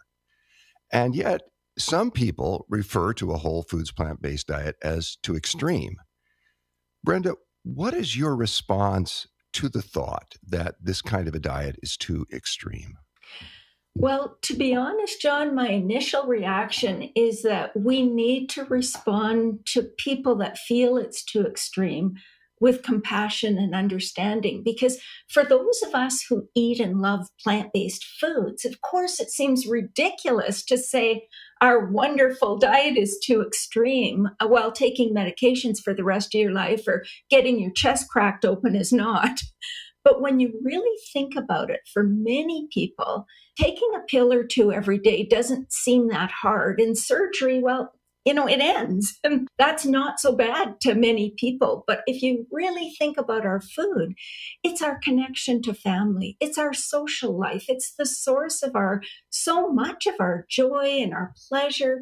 And I think about myself, if someone asked me to completely change how I eat, how would I react? Well, I can tell you, I would not react well. I love my food, and most people love their food. And so for those people who have eaten a kind of a standard American diet for decades, I can imagine that telling them that they can only eat plants is really scary, because for them, plants might mean they can eat the lettuce and tomato from their burger and nothing else. I think especially as people who are healthcare professionals, we need to acknowledge those fears, and we need to figure out how to provide really solid support for these people.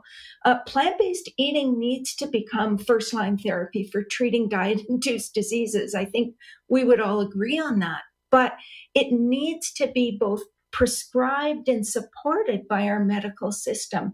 And so we need the kind of treatment programs that emphasize amazing, satisfying, wonderful foods and how to prepare them, and just that experience of doing so in a group of people so that you have a tribe with you during this transition.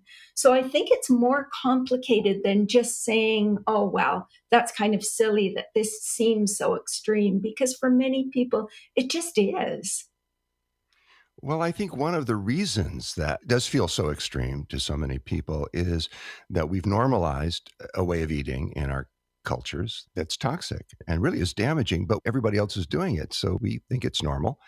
And our medical profession, I have to say, has fallen down a little bit in that very few physicians got any training in nutrition during medical school. Medical schools just don't do it yet. They don't teach the power of nutrition to reverse and prevent disease.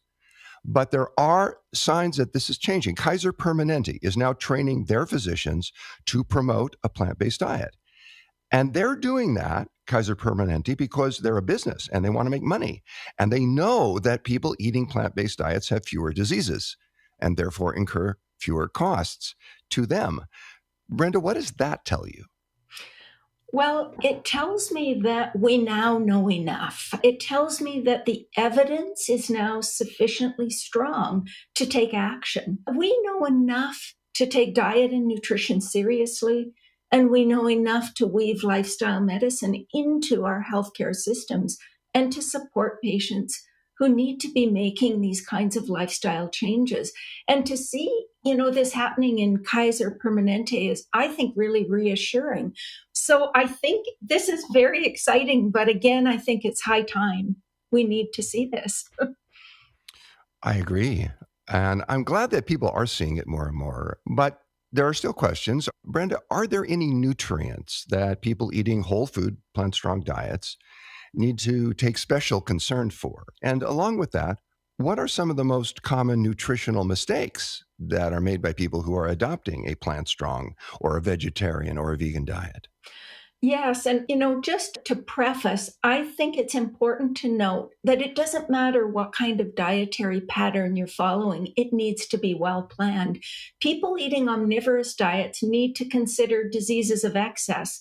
They need to think about getting enough fiber and phytochemicals and antioxidants and folate, potassium and vitamin D and all of these things. So people eating plant-based diets just have a little bit of a different focus. They need to consider whether or not they're getting enough B12 and vitamin D and iodine and long chain omega-3 fatty acids. And depending on the makeup of the diet, some people might fall short on calcium or iron or even zinc. But I think the most common mistakes, getting to that second part of your question, are firstly, often people switch from this sort of sad diet or standard American diet to a pasta and bagel diet. And people need to know that swapping meat for refined carbohydrates will not improve their health outcomes. We need to be shifting from a standard American diet to a more plant-dominant diet, a diet that features all of the wonderful whole plant foods like vegetables and legumes and fruits and grains and nuts and seeds, as opposed to refined carbohydrates. And I think the second biggest mistake people make is thinking that they can get everything they need from whole natural foods and not worrying about fortified foods or supplements or any of those things.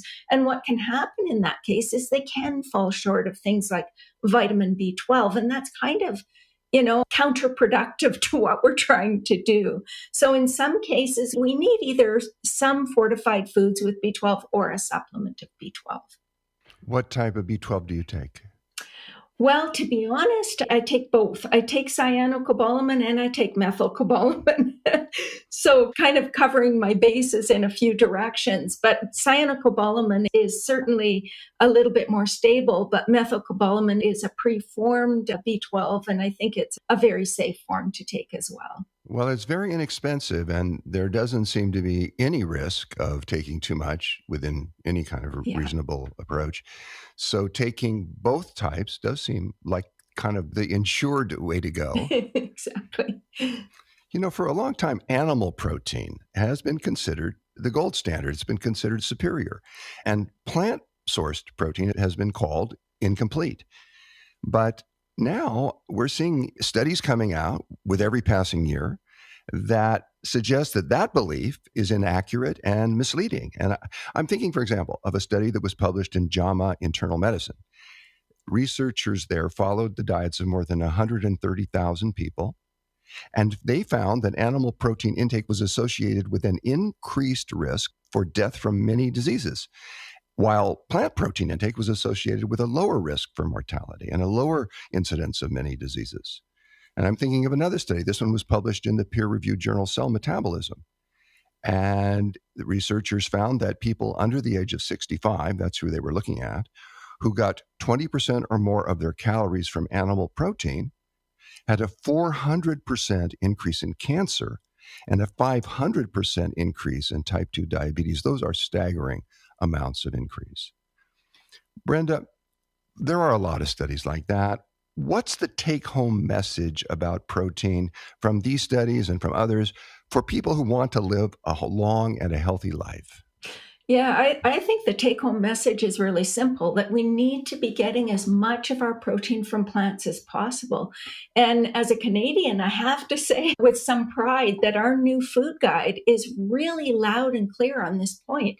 So our food guide is a plate with 3 sections, and half the plate is vegetables and fruits, and a quarter of the plate is grains, and another quarter of the plate is protein-rich foods. And the protein group does include some meat and dairy products, but the emphasis is on plant protein sources like lentils and beans and split peas and nuts and seeds and so forth. And, the guide is really clear that people should be getting more of their protein foods from plant sources because they provide more fiber, they provide less saturated fat, they have a number of advantages. There are still a lot of common misunderstandings in our culture about plant-based eating, and some of them lead people to make unhealthy food choices. Brenda, if you were going to name a widely held misconception that leads people astray, what would that be? I think it would be that it doesn't matter if you eat whole plant foods, everything will be perfect. And I think we can go wrong thinking that way. Again, like any dietary pattern, we've got to plan and think about the possible shortfalls. So vitamin B12, vitamin D, iodine, especially in certain places in Europe, can all be issues. And for some people, they may not get enough calcium if they're not consuming a lot of calcium-rich plant foods. So there are a lot of things that we just need to have a little bit of planning when we're putting together a plant-based diet to make sure that those bases are covered. The thing is if you don't get enough vitamin B12, for example, it boosts your homocysteine levels and it increases your risk of cardiovascular disease. It can increase the risk of birth defects in your offspring. If a mother is not ensuring, or a pregnant woman is not ensuring a reliable source of B12, her baby can be born with very low stores of B12 and within a few weeks can have, irreversible brain damage because of B12 deficiency. So we need to prove to the world that this can be done and it can be done well. And that just means being responsible and making sure that we have sources of those nutrients. Well, I asked you a moment ago what types of B12 you take, and you told us. How much do you take? And also, how do you make sure that you, in your diet, get enough iodine and calcium and these other nutrients that you've mentioned? So for vitamin B12, I would say 1,000 micrograms twice a week is perfect. If you're doing a kind of a daily supplement, most experts would say somewhere between 50 and 100 micrograms. And a lot of people think, well, that's so high because the RDA is only 2.4 micrograms.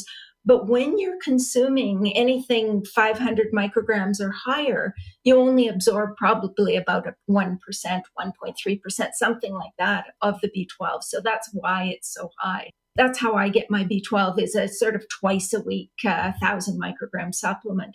And then iodine can be an issue for a lot of people who are whole food plant-based are also what we call SOS. They're not using any added salt. And so they're not getting iodine from that source. Many people, salt will be a major source of iodine. Of course, iodine can also come from fish and eggs. And so for people that exclude all of those foods, then iodine can be an issue. You can get enough iodine from seaweed, and certainly we have to be a little cautious about seaweed because you wouldn't believe kelp powder, for example, a 1/16 of a teaspoon supplies your daily needs.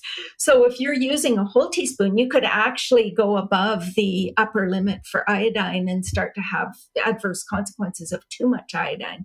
But certainly if you look up the amounts of iodine in various seaweeds, if you look at nori, for example, there's really not that much iodine. So if you're using, sushi and these kinds of foods with nori, getting too much is not a big issue there.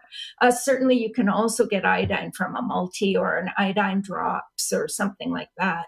And then vitamin D is something that we do need also to think about, because vitamin D, again, we're talking about fish and dairy products that people get a lot of their vitamin D. And dairy products, not because it's naturally there, we add it to help the population avoid vitamin D deficiency.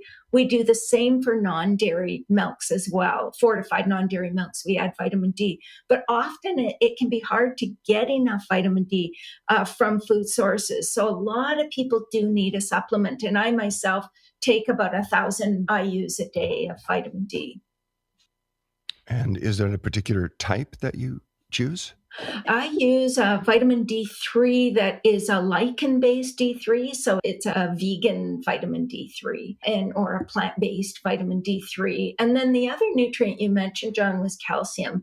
And, calcium is an important topic because I think in our culture, we've been really conditioned to believe that dairy products are the only sources. And so for myself, I rely on, dark green vegetables and nuts and seeds and beans. And, there are a lot of plant foods that are good sources of calcium, but I also use fortified non-dairy milks, which sort of, if you use 1 cup, it gives you somewhere between 300 and 450 extra milligrams of calcium, which makes it really easy to meet the RDA. Can people get enough calcium by eating lots of greens? I'm thinking about not just chard and spinach, but I'm thinking about bok choy and collards and kale. And there's many different types of dark green veggies, arugula. Yeah. So the one thing that you have to be careful about with the dark greens is some dark greens are super high in calcium, but they're also super high in oxalates. When you have a lot of oxalic acid in a vegetable, it sort of binds with the calcium, making it unavailable for absorption. And from spinach, beet greens, and Swiss chard, you actually only get about 5 to 10% of the calcium that's present.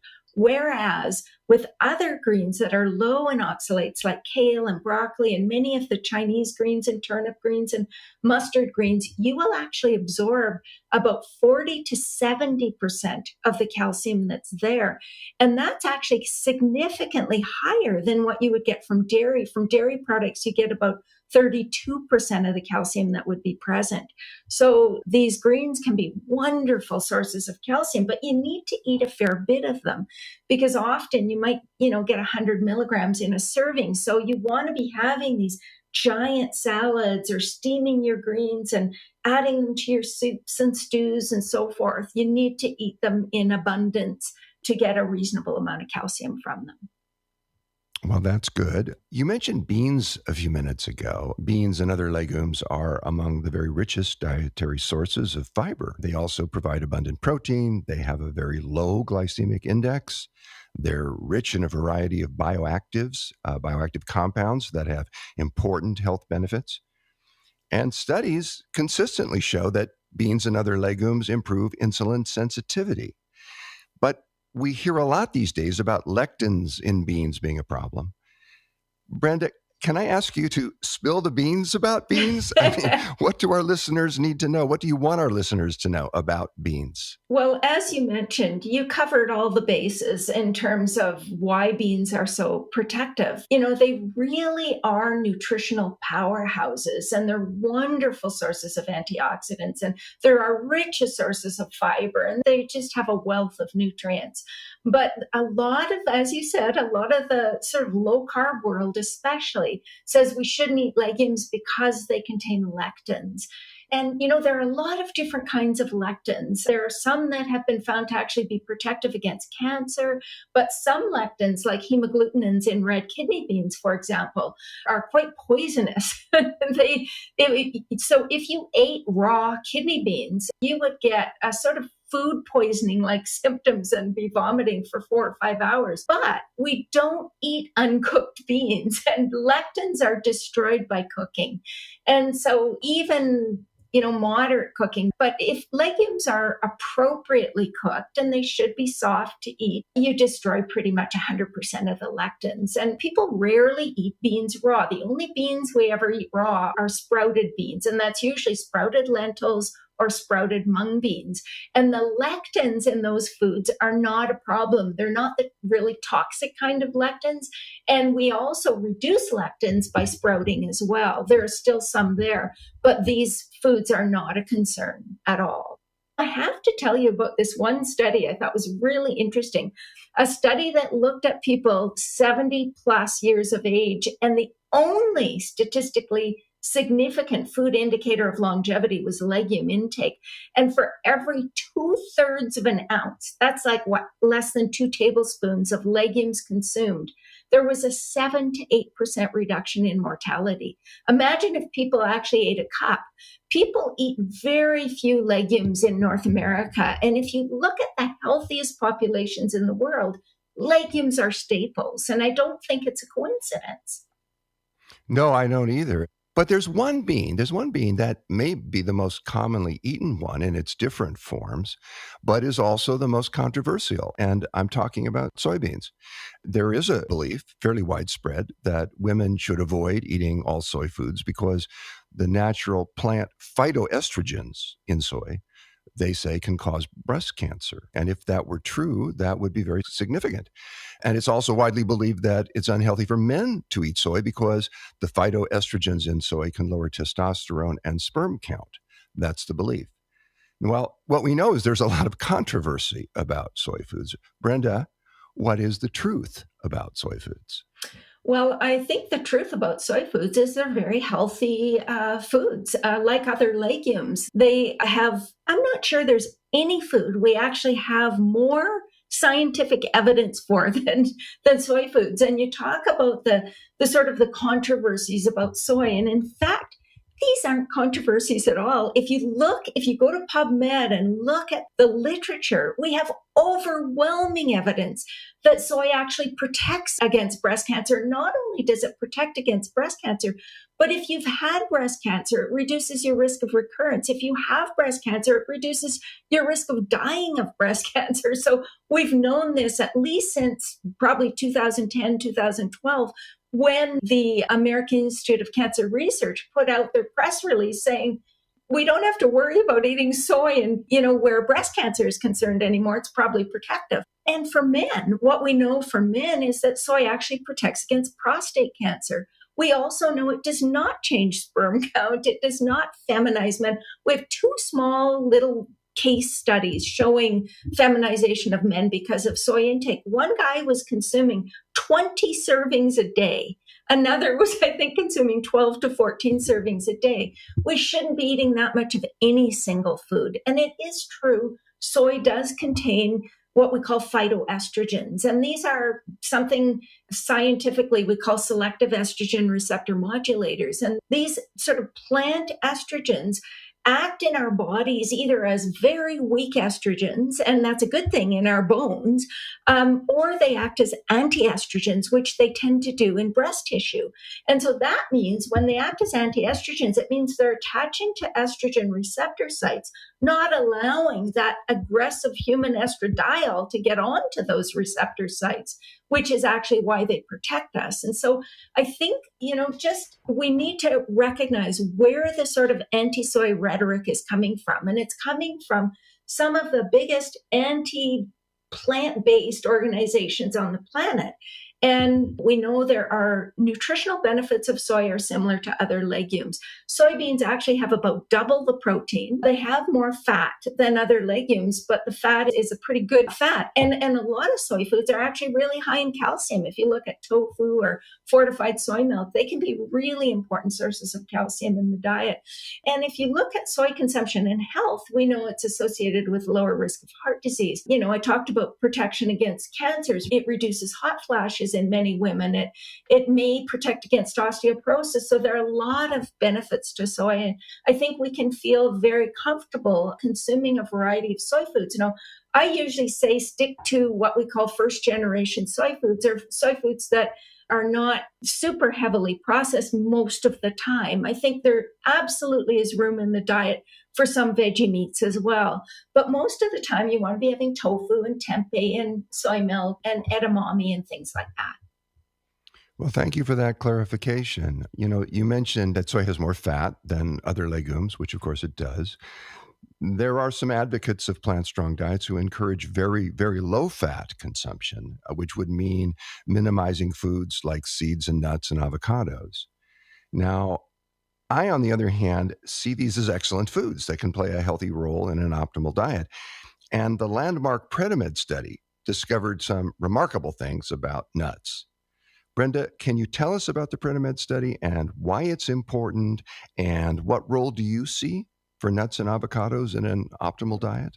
Yeah, and I'm on the very same page as you are here, John. I think nuts and seeds are hugely important, components of healthy plant-based diets. And PreadiMed is actually it's a group of studies. It's not just one study. I think there were close to 200 studies from PreadiMed.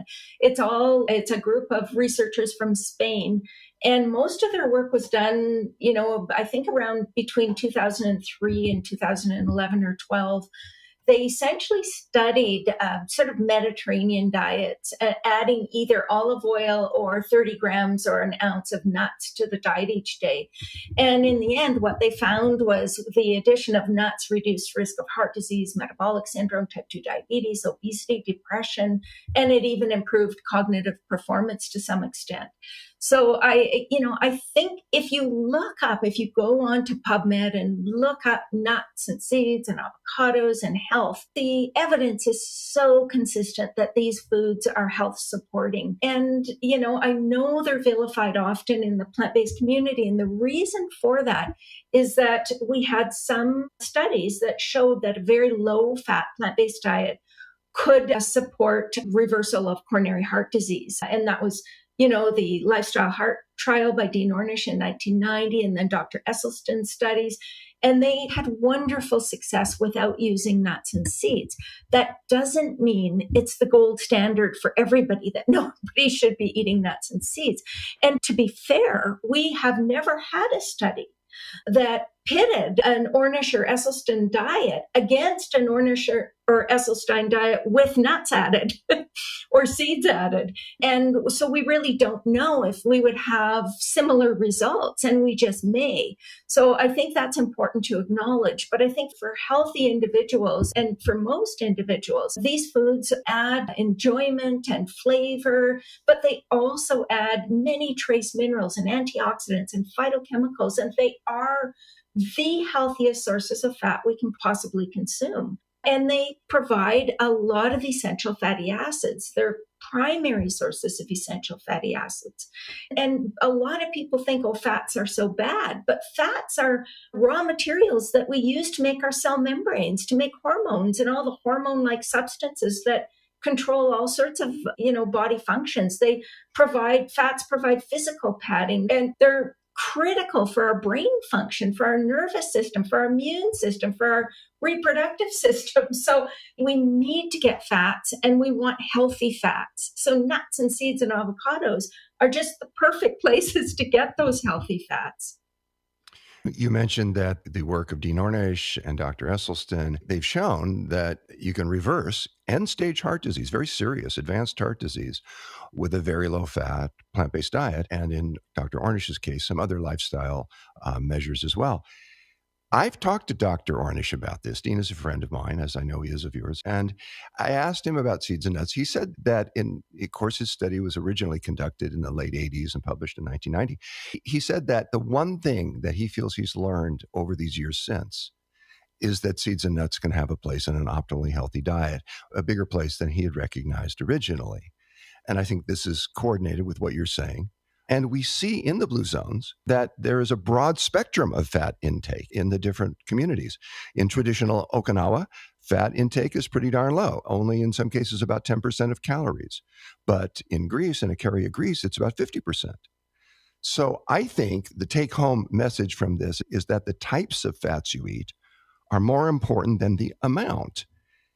When the sources are whole plant foods that come packaged with fiber and phytochemicals and all of the wonderful nutrients they come packaged with, they are consistently protective to health. And the healthiest fats, we know it's whole plant foods, nuts, seeds, avocados, tofu, olive, all of those foods. And again, we need to think about the fats that might be damaging. So saturated fats have been associated with increased insulin resistance and cardiovascular disease and so forth. We're using fats like palm oil and coconut oil and a lot of oils that are very high in saturated fats, because in processed foods, you want solid fats, because solid fats will sit on the shelf for a couple of years, as opposed to the unsaturated fats that are less stable. And so we need to recognize that getting, these fats from whole foods, we're bypassing those issues.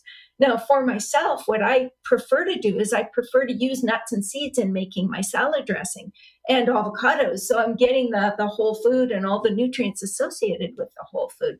But I think that we need to, have a little perspective on the use of oils. For some cultures, the use of oils is really critical to their cuisine. And I don't think we can say that including, very moderate amounts of oils is necessarily unhealthy. We see oils used in just about every blue zone on the planet. So that's my perspective on those issues.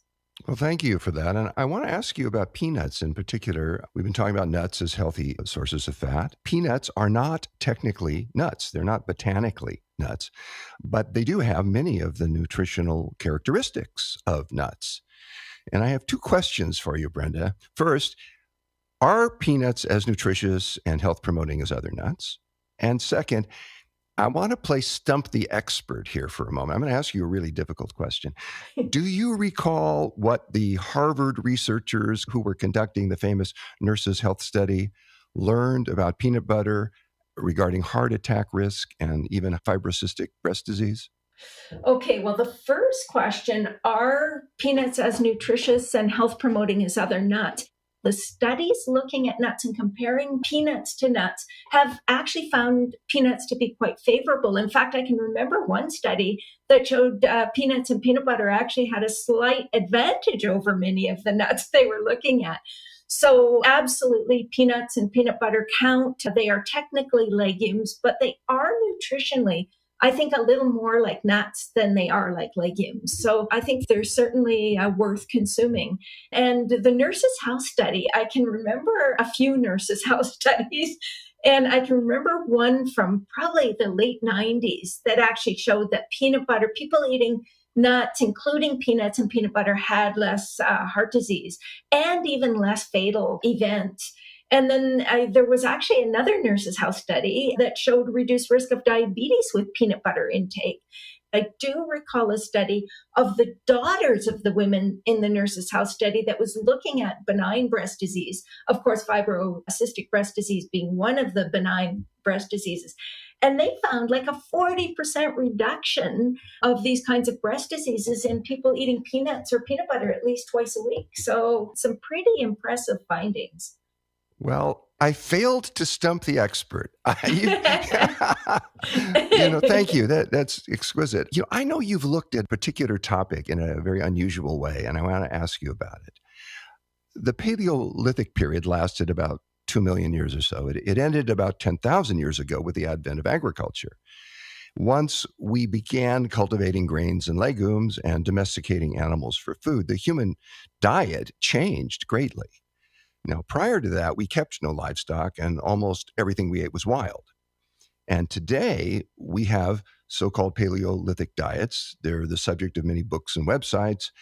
And the idea that we might benefit from taking our ancestral diet into consideration when evaluating the foods on which our organs and cells and existence thrive makes good sense.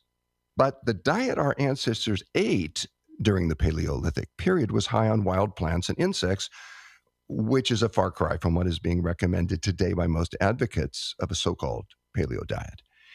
Brenda, I know you've looked at this very deeply and have come to some extraordinary conclusions. What are you seeing?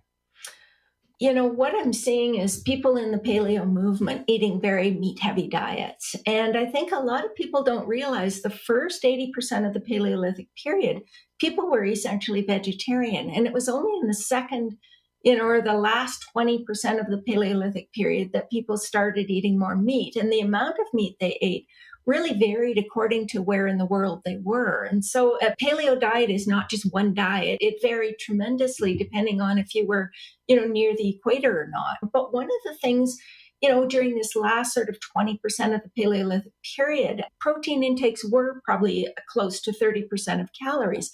And that's what a lot of paleo advocates today strive for, is 30% of calories from protein. If you're eating meat, that's, you're looking at 150 or 200 grams of protein for a lot of people, which is a huge, huge amount of protein, most of it coming from these animal products. Now, what they don't realize, or what they don't take into consideration when designing their diets, is that people in the Paleolithic period ate probably somewhere between 70 and 150 plus grams of fiber a day. 70 was the amount that the hunters ate. 150 was closer to what people eating, living closer to the equator ate. Potassium intakes exceeded 7,000 milligrams a day. Vitamin C intakes exceeded 500 milligrams a day. These are nutrients that are found either exclusively or predominantly in plant foods. So what we know is that these people were eating a truckload of plants, and that needs to be recognized. I don't see people eating what they call a paleo diet today trying to get 100 grams of fiber a day or 7,000 milligrams of potassium. They just focus on the protein and end up eating very meat-heavy diets. And for me, this is an issue for health. I mean, eating that much meat is not a good plan. We know that. We've seen the studies. We even talked about them. It's not a good idea for animals that we share this planet with. And it's sure as heck not a good idea for the environment. I remember when David Katz actually did the math on this, and he said, if everyone ate a paleo diet, every person on this planet, we would today need 15 planet Earths to sustain the current global population. And so to me, knowing what we know and still consuming a diet that is that resource intensive is just plain irresponsible. We have to consider the future of this planet for our children and grandchildren. And the other thing that I think people need to remember when they eat, Paleolithic, is that the meat in the Paleolithic era was very different than the meat people are eating today. The fat content was about 10% versus probably closer to 40 or 50% in farmed animals today. It was lower in saturated fat. It was higher in omega-3s. It certainly didn't have any antibiotics added or added hormones. So, from a health perspective, I do agree paleo diets are probably more healthful than the SAD diet, but they are absolutely no rival for a whole food plant-based diet. When you mentioned how different the meat is that people eat today compared to the meat eaten during the Paleolithic period, one of the reasons for that is the vast majority of the meat eaten today, modern meat, industrial meat, is produced in factory farms. The level of cruelty to animals in factory farms is so extreme that I often say you do not have to be a vegetarian or a vegan or an animal rights activist or even a particularly empathic type of human being. If you see it, if you see how extreme it is, to be appalled. And some people are horrified by the treatment of animals in factory farms and as a result decide to become vegans. They don't want misery on their menu. But if they eat too many highly processed vegan junk foods, and I think it's never been easier than it is today to be a junk food vegan, they can end up mistreating the human animal they are. So what do you say, Brenda, to such folks to help them make healthier choices? Yeah, I mean, no one's perfect. We all like treats sometimes, but I think ethical vegans who eat a lot of junk food, they're essentially reducing their potential to be an effective advocate for animals. That's my opinion. Because when you eat a diet of junk food, whether it's vegan junk food or, animal-based junk food, you end up eating a diet that doesn't really support optimal health. And you risk overweight, you risk chronic diseases, and at a rate that's not that much different from junk food omnivores. So I think that we need to, recognize these kinds of foods are often deficient in nutrients. They're deficient in fiber. And, my biggest concern is that every vegan that has poor health from a bad diet, they just become exhibit number one for why everyone around them is justified in eating meat. And to me, if you really want to protect animals, you need to prove to the world that vegan diets or plant-based diets are safe, adequate, nutritious, delicious. I think these kinds of diets really are still on trial in the eyes of the world. And we just need to prove beyond a shadow of a doubt that not only is it possible to survive without animal products, but that we can actually thrive without animal products. And that needs to be the goal.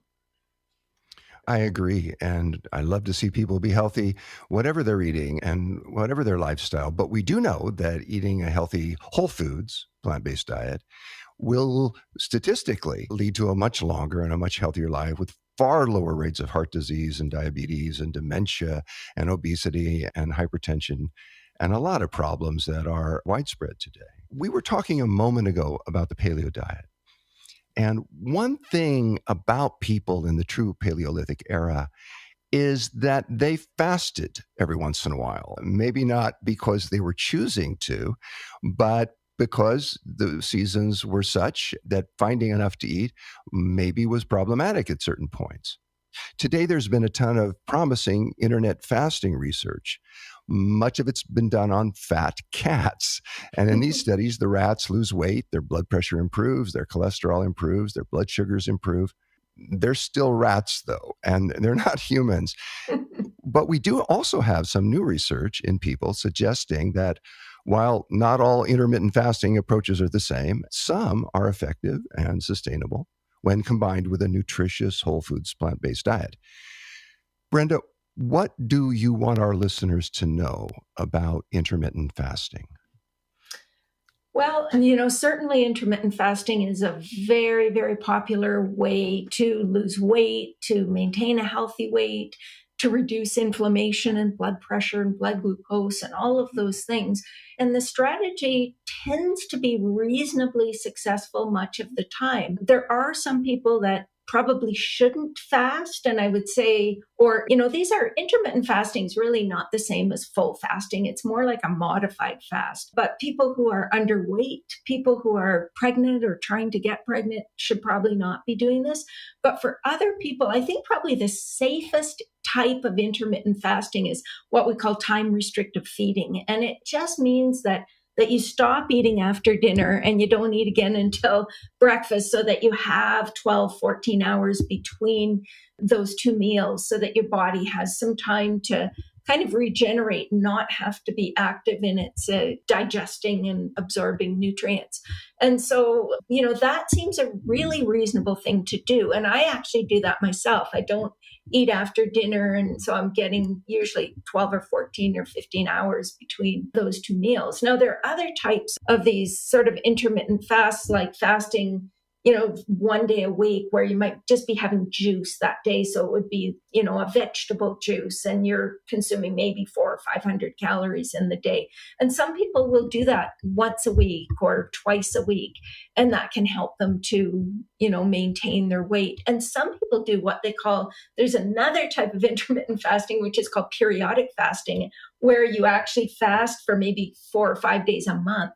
And again, it's not a complete fast. You might eat 500 or 600 or 700 calories a day. And I think all of these fasts have been shown to be effective for weight loss and even other markers of health, but they're not necessarily effective for everyone or safe for everyone. So you have to look at your own health status and what really works for you.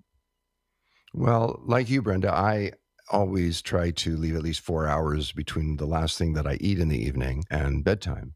I find I sleep better that way, and I find that I wake more refreshed and I feel more nourished, actually, than if I eat too late and too close to bedtime. I think a lot of people will experience that. I don't see a downside to that for even underweight people, assuming that they're getting plenty of calories and nutrition during the day, to leave that window of non-eating before bed. A lot of us are kind of in the habit of eating ourselves into almost a food coma to get to sleep. Yeah. I agree. I think that's the safest way to do intermittent fasting for just about anyone. Well, Brenda, I've had the great pleasure, really, of being your friend and colleague for many years now. And it's always wonderful for me to have the opportunity to speak with you personally and professionally. And I appreciate in particular how thorough and thoughtful you are, how informed, and also how wise you are and caring. You're one of our gems, one of our great treasures. And on behalf of myself and of Ocean and of everyone involved in the Food Revolution Network and everyone who's been listening to us today, I thank you for your ongoing efforts to help as many people as you can to have the wonderful benefits of a healthy life.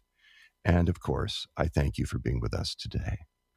Well, I thank you, Ocean and John, for the Food Revolution Network, for the summit, and for the gift that you are giving to the world. I think your work has always been exceptional and very life-saving, and I'm just so honored to be a small part of it. We've been talking with registered dietitian Brenda Davis, co-author of 12 award-winning books, including Nourish, the definitive plant-based nutrition guide for families, and one of the leading nutrition experts in the world today. Brenda, the more people who learn from you, the more healthy, the more happy, the more sustainable our planet will be. We thank you so much for your time, for your research, for your wisdom, and of course, for your partnership in the food revolution. Thank you so much, Ocean.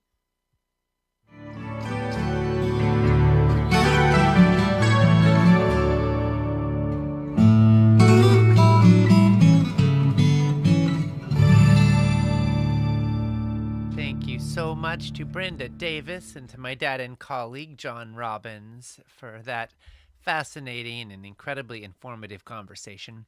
To express your opinions on what you've been hearing and to find out what others are saying, post and engage in the comments section on our broadcast page. Make sure you refresh the comments using the button provided there so you can see the most recent ones. Our next presentation will be an interview with Dr. Sarai Stancic. It will start at the top of the hour in about 8 minutes. Rosemary Tente said such good factual information. As an active, close to 70-year-old, I'm looking at the best way to prevent injury and loss of function as I age. With all the misinformation on social media, it's refreshing to hear clear, factual information.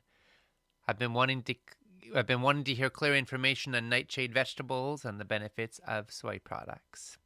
Well, Rosemary, I'm so glad you're here and that you're learning and growing with us. We want you to be healthy and vibrant for decades to come. We heard from Auti Karpinen, who asked, will the recipes be available in the Whole Life Club? Well, Auti, there's over, I think, 500 recipes in the Whole Life Club library at this point. We add 6 new ones every single week. And for those of you who are Whole Life Club members, you have access to all of that. Most of the recipes in this summit are also part of the Whole Life Club library, but not all of them. The only way to have all of them for life is if you get the empowerment package, which also gives you all of Nicole's amazing demo videos and all the recipes, and of course, all the rest of the summit for life. Joanna Curtis said, I have hemochromatosis. How do I deal with high iron foods on a whole foods plant-based diet? Well, Joanna, thank you for asking. And in case some listeners don't know, hemochromatosis is a disorder in which too much iron builds up in your body. Sometimes it's called iron overload. Normally, your intestines absorb just the right amount of iron from the foods that you eat. They kind of titrate it. So if you have more iron than you need in your diet, they'll tend to absorb less. But with hemochromatosis, your body absorbs too much and it has no way of getting rid of it. So, Joanna, first of all, if you're dealing with that, then you have a lot of incentive to steer clear of the heme iron that's in red meat and other animal products, because heme iron tends to kind of force its way into your body. You also may want to aim for some of the lower iron foods. And probably the best advice for someone who has too much iron in their blood is to give blood once or twice per year. Of course, talk with your healthcare provider about all of this, but those are some thoughts that might be helpful. Maria Nguyen said, I find the recipes of the day so helpful. I love how colorful and vibrant they are. They look a lot like the kind of food that I already eat right now. I'll add them to my delicious and healthy food library. Your chia omega-3 bowl has inspired my breakfast for the past 2 days. As a matter of fact, I just finished eating my banana and mango bowl with pecans and chia seeds right now as I was listening to the broadcast. I love waking up in the morning and putting on the broadcast and making my healthy breakfast as I do so. It's such a joy. Well, Maria, wonderful. Thank you for sharing that. And in case everyone doesn't know, all of the recipes of the day from the summit are available, not just the current day's ones. if you go to the replays page, you'll be able to see that and find a link to them. We heard from Mylene Poitras, my apologies if I'm mispronouncing your name, who asked, which B12 and what kind of vitamin can kids get? Well, actually, a few people have been asking about B12 and about other supplements, and I want to share a resource here, which is called Complement Essentials. Some friends of ours who are whole foods plant-based eaters wanted to have the right supplements for their families and for their kids to be able to get what the nutrients they were afraid they might be missing out on. These are nutrients, the specific nutrients that can be difficult even for really healthy plant-based eaters. And so Complement Essentials is a spray, so no pills to take. It's a spray that tastes pretty pleasant, and it provides all of these in one. It provides B12, D3, DHA, EPA, zinc, iodine, K2, selenium, and magnesium. And there's no crap in there, and you just spray it in the mouth, and so that's a resource you may find useful, and you can find out more at foodrevolution.org/complement. Again, that's foodrevolution.org/complement. We heard from Aileen Fries, who said, John and Ocean, thank you so much for this amazing summit. The discussions have been amazing. I was wondering if any of this information is available in Spanish. I've lived in Mexico and Peru for the last 10 years. I wish there was more information for the Spanish-speaking community. Food's a big part of the culture here, and regretfully, it's moved away from the traditional diets, the Mayan and Incan diets based on beans, grains, and root vegetables, and now people aspire to more meat-based diets. I want to help educate Latin America and help people see that eating more meat is not cool and that the traditional diets are the better option. I'm taking as many notes as possible to then translate this information and spread the word. Also, these countries are so beautiful, and it's heartbreaking to see how habitats are being destroyed to plant monocrops or make room for cattle. Well, thank you so much for sharing, Eileen. I share that heartbreak, and I share your passion, and I'm so glad you're here and that you're spreading the word. We do hope to take the food revolution in Espanol in the times ahead. Probably it's going to ideally be not just translating English presentations, but creating some content that's specifically for that community. And we'll be looking for partners to help. So if you're interested in helping be a part of such an effort, please reach out to our team. So what do participants say about the Food Revolution Summit? A lot of our past participants have adopted the concepts, the regimens, and the dietary patterns that our panelists advocate. One of them is Dawn Irene Aragon. This is what she had to say. Hello, my name is Dawn Irene Aragon, and I live in Nashville, Tennessee. 7 years ago, I was smiling on the outside, but I was suicidally depressed on the inside. I was taking 4 milligrams of clonazepam to sleep, drinking 3 liters of Diet Mountain Dew every day, and suffering from hemorrhoids and candida overgrowth. I was weak, tired, as well as emotionally, spiritually, and physically sick. I decided to dive deep into the Food Revolution Summit. I listened to 24 vetted food and health experts.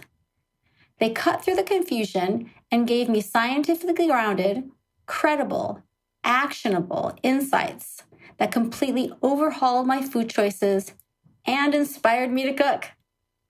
After implementing what I learned from the experts in the Food Revolution Summit, plus tons of trial and error, I'm a pretty darn good cook. And I'm in the best whole health of my entire life.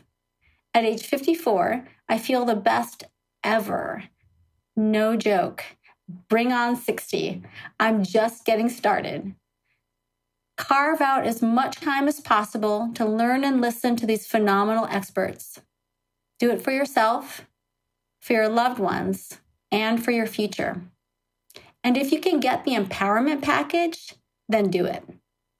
Because what you learn in this summit could change your life like it changed mine. Be well.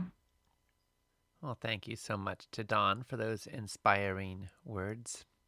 We heard from Marita Healy, who said, I'm listening with hope. I haven't worked for 4 years due to autoimmune diseases. I'm so grateful for this summit. I'm trying to take as many notes as I can. For the first time in years, I have hope for positive change through diet.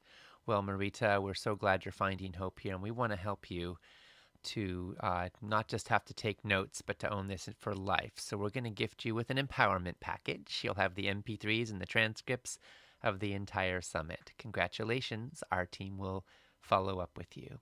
Coming up next, we have an interview with Dr. Sarai Stancic on lifestyle habits that can prevent and even reverse inflammation and chronic disease. Here we go.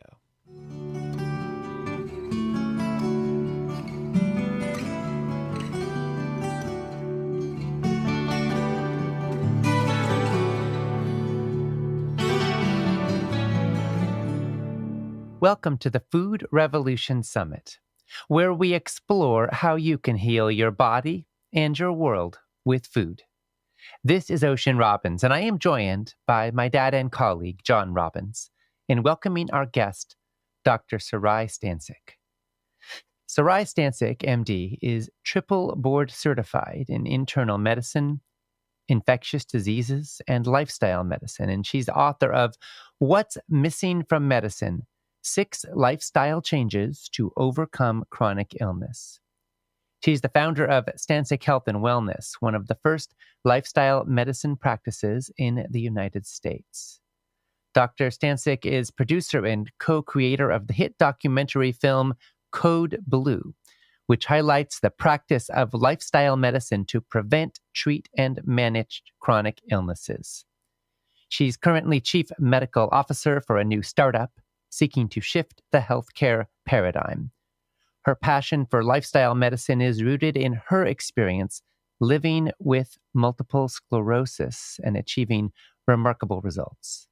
So now, Sarai, my dad and I are so grateful to you for your critically important work, and we're so glad to have this time with you.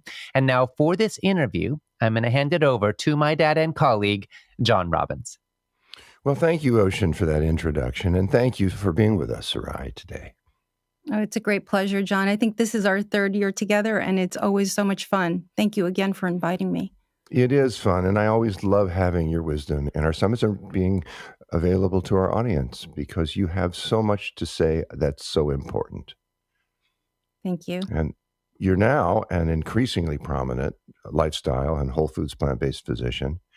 And as Ocean alluded to, one of the remarkable things about your life and your practice as a medical doctor is that your own health journey has played such a huge role in who you are and who you've become. And not only did it transform your life, it transformed your career. I know you've told your story often, Sarai, but would you mind telling us briefly about your health journey? Sure. So it really begins in October of 1995. At the time, John, I was a young medical resident working an overnight shift at the hospital, and it was an incredibly busy night. I can tell you I was literally running from the ICU to the ER, back to the general ward, and it wasn't until sometime in the mid-morning hours that I found an opportunity to take a brief nap. And I fell asleep right away. And of course, within a half hour, I was paged yet again to address another patient need. And remarkably, when I tried to get up out of that sleeping position, I found that I could not feel my legs. And so that abruptly, my life changed. I was then wheeled to the emergency room. An MRI was completed that confirmed a diagnosis of multiple sclerosis with multiple lesions in both my brain and spinal cord. And that began my chronic disease patient experience. Admitted to the hospital, started on multiple medications to treat that event, and then ultimately started on a disease-modifying therapy. And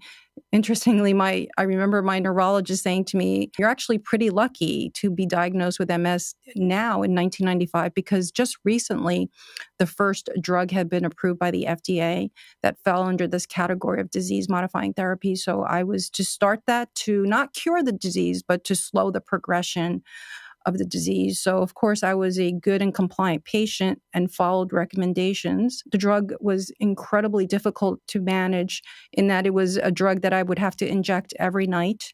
And the side effect profile was tremendous. I would awaken every mid-morning with violent shaking, chills, and fever. And so I can tell you, John, making a long story short, that within 8 years of the diagnosis, despite being compliant with those medications and the many other medications, by the way, that I needed to also take in order to deal with the symptoms of the disease and to treat the side effects of that medication, I found myself dependent on nearly a dozen drugs. And by the time, I guess, 2003, and despite all of that, my disease progressed and my quality of life really suffered quite immensely. And the happy ending, of course, was in 2003, by chance, I came across a publication that discussed the connection between diet and multiple sclerosis. And I was struck by this because I had never learned anything about diet and its influence on chronic disease.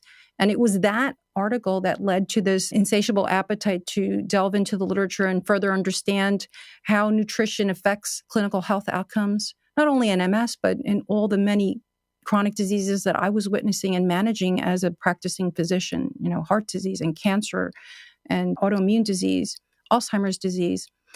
And that was my awakening or my enlightenment. And I realized that I needed to implement changes in my life. And those changes, of course, led to an incredible improvement in my symptomatology and essentially reversal of the disease. And I can tell you that today, 25 years since that diagnosis, I am medication-free, disability-free. And of course, that certainly fuels my passion to speak to the importance of nutrition and lifestyle in regards to not only preventing and better managing disease, but also reversing disease.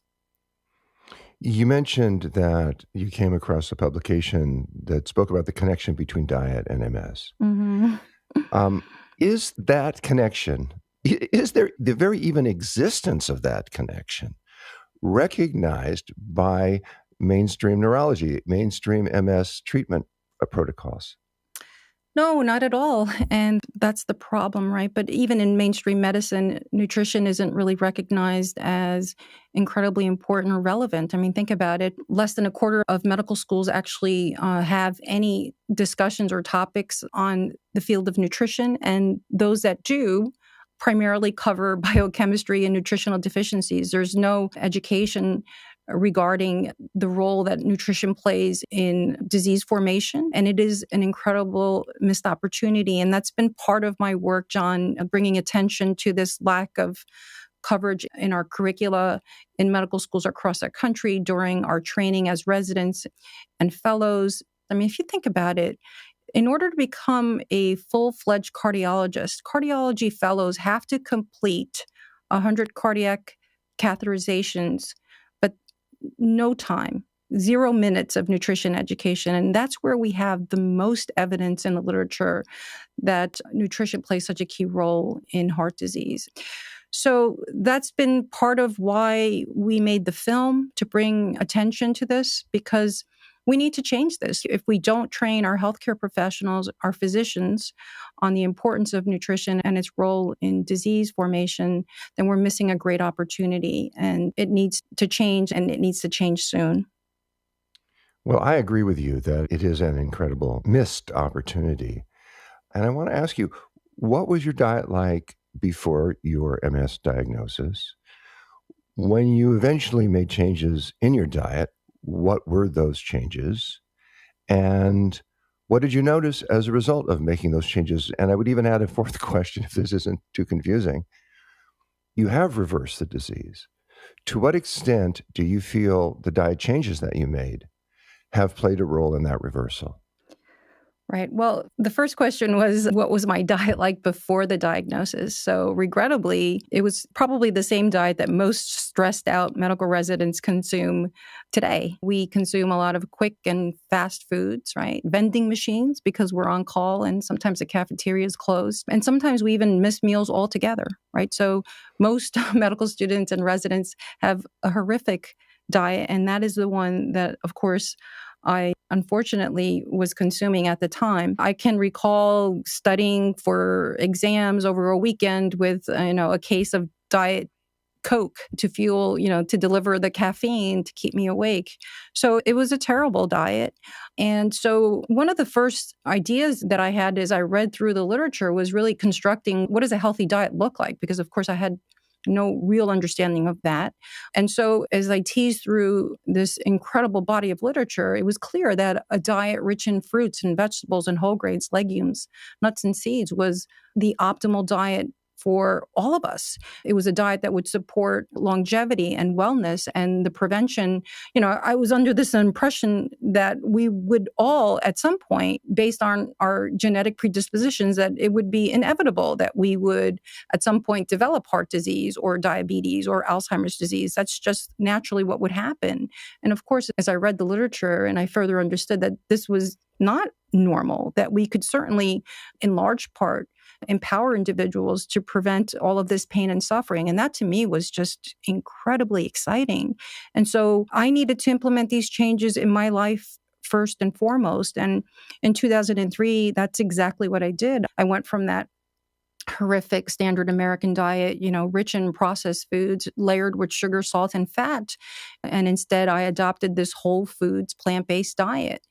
And I can tell you that it didn't happen overnight, but within a few weeks of consuming this diet, I started to feel better. At first, it was something as simple as I could stay up past the evening news. I noted, John, very early on that this veil of fatigue that I lived with, fatigue is one of the most common symptoms that multiple sclerosis patients report. In fact, about 80% of patients with multiple sclerosis will report fatigue. It was like this heavy weight that I was carrying with me at all times.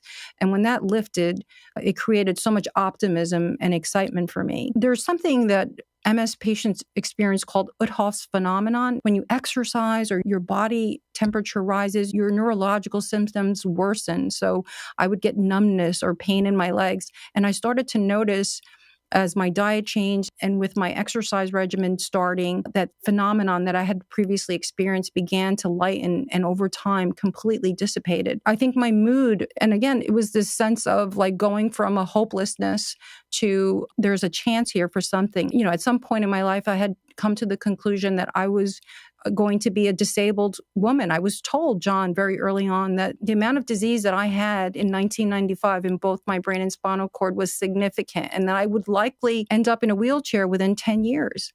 And so this was the background that I had going into this. So anything that I could do to improve my quality of life and to reduce my risk of landing in that wheelchair, or at least extend my ability to remain mobile. To me, I would have done anything for that. And so these changes, as they came in, were incredibly exciting for me and offered, as I said, a whole lot of hope. And I'm hearing that within a few weeks, you began to feel better, lighter, more hopeful. Eventually, obviously, you reversed the disease, which is almost unheard of in MS circles.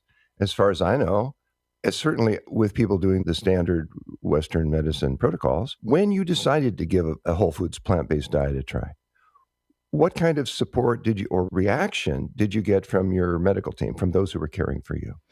Well, obviously, they were not on board. They were deeply concerned that I was respectfully and carefully tapering off the medications. And this is where they had the biggest concern, because they felt strongly that the disease-modifying therapy was the key component to slowing the progression of the disease. But the problem was that the side effect profile of the medication was so intense that it led to essentially no quality of life. I mean, if you had to inject a drug every day, and if you couldn't envision at some point you sort of run out of real estate. I mean, I had these injection site reactions all over my body. I looked like a spotted leopard, and they were painful. And I would inject the drug, and as I said, every mid-morning, I would wake up with violent shaking, chills, and fever. So I couldn't really get a good night's sleep. So I never got, more than a few hours of sleep for years, it seemed. All of this was taking an incredible toll on me on so many levels. So my physicians felt strongly that you must continue the disease-modifying therapy.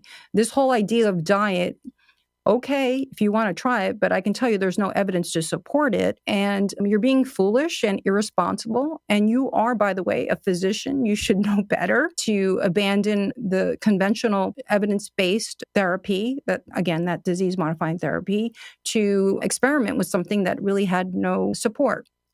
But what they didn't understand was the circumstances under which I was living. The quality of life that I had was intolerable. And I knew that I needed to do something.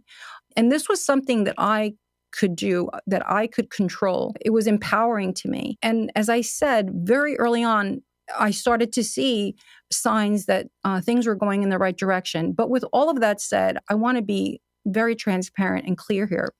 It wasn't always perfect. In fact, about a year after I introduced my lifestyle changes, I did have an exacerbation.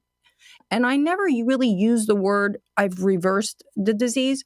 I managed the disease. I still live with multiple sclerosis, and I am today asymptomatic. And as I said previously, medication-free and disability-free. But I'm also very much aware that multiple sclerosis is an unpredictable disorder. It can appear its ugly head at any time. So I'm very conscious of that. And thus far, knock on wood, it's been 25 years, as I said previously. And I can even tell you, John, October 11th, 2020 was exactly 25 years since I was diagnosed. And on that day, I walked 25 miles with family and friends. And it was just a beautiful day to essentially celebrate and commemorate that diagnosis. And it's funny, I often say at some point in my life, I thought that was the worst day of my life. But I can tell you that today, in retrospect, it was one of the best because it led me to where I am today. And I hope that the work that I'm doing today will serve others, right? Because that if I can do that, then it's all been very meaningful. Well, you are doing that. And the fact that you could walk 25 miles on a date that is roughly 15 or 16 years after the date you had been told you'd be in a wheelchair. That's correct. It's something to celebrate. And you mentioned that your care team really wasn't very supportive. No. And they said there's no evidence to support the diet. They weren't totally against it, but they sure weren't supportive of it. There actually is evidence, and I'm surprised they didn't know about it. I know you've learned about it. I'm thinking about Roy Swank's work. Sure. He was a distinguished neurologist. Mm-hmm. He published over 170 scientific papers. Yes. And as far back as 1952, he published an article in the New England Journal of Medicine reporting his findings that the frequency of MS in various locales was found to be directly related to the amount of saturated animal fat that people consumed in those locales. Now, Swank was then the head of neurology at what is now Oregon Health and Science University. That's correct, yeah. And he began restricting the amount of saturated animal fat in the diets of his patients who had MS. Mm-hmm. Sarai, can you tell us what happened with his MS patients and how that compares to what typically happens to MS patients? Yes, he went on to treat 144 patients with this low-fat plant-based diet and followed them extraordinarily for many, many years. Essentially, what he found was that in his patient population, those that were compliant with his low-fat plant-based prescription, that there was significantly less morbidity and mortality, and 95% of them, this is what he published in The Lancet in 1990 after 34 years, 95% of them remained disability-free.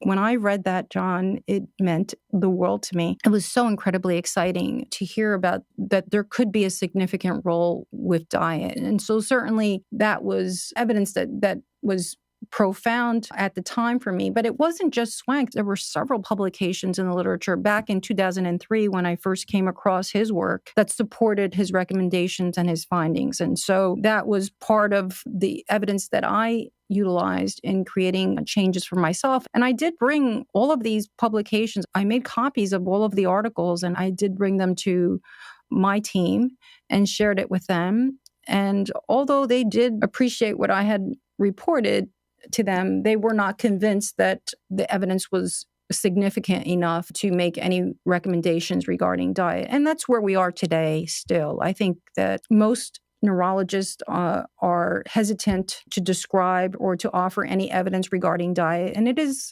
regrettable because the evidence is mounting in the literature. There are studies looking at when we consume a diet rich in fiber, how we change the makeup of the microbiome, and that in turn produces signals that affect the immune system. So I think we're really starting to understand the connections as to how could what you put on your plate affect an autoimmune disease, a neurological autoimmune disease. And I think that's where the connections lie. I think that we're changing the makeup of the microbiome, and then these organisms in turn are producing these signals, these chemicals that then either turn the immune system on favorably or unfavorably.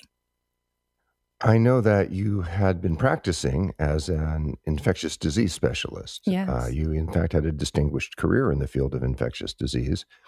And then you evolved. I'm starting to understand how and why you evolved into such a passionate advocate for and practitioner of lifestyle medicine. Sarai, you're the former chief of infectious diseases at the VA Hudson Valley Healthy Care System in Montrose, New York. I'd like to talk with you now about the infectious disease of our times, Yes. COVID-19. Mm. And I want to say first, I know that this is a disease that has hit a lot of our listeners and has affected all of us. And I know that this disease has hit your family too. And your beloved Uncle Richard Yes. died from COVID-19. But it's something we need to talk about. And you are a triple board certified physician. You're certified, as Ocean mentioned, in internal medicine, infectious diseases, and lifestyle medicine. So you know all too well that obesity and diabetes and hypertension and heart disease are greatly increase the risk of serious and even fatal COVID-19 outcomes. Absolutely. Now, today, a clear majority of all American adults have at least one of the conditions that are apt to make a COVID-19 infection go from mild to bad or from bad to grave. And many people have two or more of these conditions. And we've come to accept these diseases because they are so common as normal, Right. as natural, Yes. as almost inevitable, which is sad and ironic because we know how to prevent them and we know how to reverse them with lifestyle interventions. Yes. And one of the things that has irritated me throughout this pandemic is that there has been virtually no dialogue nationally on the critically timely importance of health promotion. I mean, we've had almost no conversations about how we could create a healthier population and how we could make it easier and less expensive for people to get the healthier foods so they wouldn't have these conditions. And I find this particularly galling because we know that at least 80% of all the chronic diseases that are such potent risk factors with COVID-19 can be prevented by optimizing our food and our lifestyle choices. I'm thinking about the European Prospective Investigation into Cancer and Nutrition, the Potsdam study. Sarai, what's your take on all this? Has the American diet made us more vulnerable to COVID-19? Oh, no doubt. And John, thank you for bringing up this all-important question because you're so correct in noting that regrettably, health authorities, leadership here has missed a golden opportunity to speak to the importance of our diet and lifestyle in the midst of this COVID-19 pandemic. And, we learned very early on this intersection of this acute infectious contagion and this background of this chronic disease epidemic in which we live in this country. In June of 2020, the CDC produced the morbidity and mortality report that offered us some really sobering information. It told us that if you had a pre-existing illness at the time you were infected with this virus, that you were 6 times more likely to be hospitalized and 12 times more likely to die. At least 50% of Americans are living with at least one chronic disease. Obesity rates continue to climb. Diabetes rates are climbing near exponentially. Right now, we're brushing past 10% of Americans living with diabetes. And the CDC ominously predicts that by 2050, by the time my son is my age, more than 30% of Americans will be living with diabetes. The solution to our problem is not developing yet another drug, another target to treat diabetes. The solution to our problem is addressing our poor dietary habits. I mean, the evidence is profound. I mean, you referred to the EPIC, the Potsdam study. I mean, that evidence is really quite extraordinary. The study was done in Potsdam, Germany. They looked at 23,000 in this study, looking to understand what benefits one would reach by engaging in 4 healthy lifestyle behaviors. And it wasn't anything too hard. I think most of us can do this, right? So eating a diet that was rich in whole grains and fruits and vegetables, maintaining a healthy weight, not smoking, and engaging in some physical activity 30 minutes a day. That's not so hard.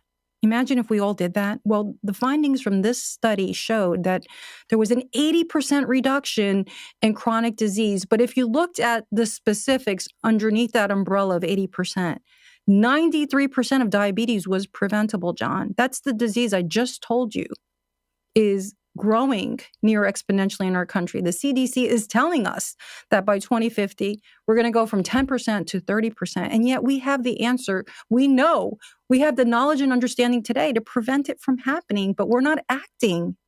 It's just hard to accept or understand why that is. Even strokes cut in half and cancer, more than a third of malignancies were prevented. That's what the Potsdam study told us in 2009. So if I'm understanding you correctly, this study indicated that if we make some simple lifestyle changes, we don't smoke, we maintain a healthy weight, we eat a healthy diet, and we get regular exercise, this can produce up to a 93% reduction in the risk of developing diabetes. Yes.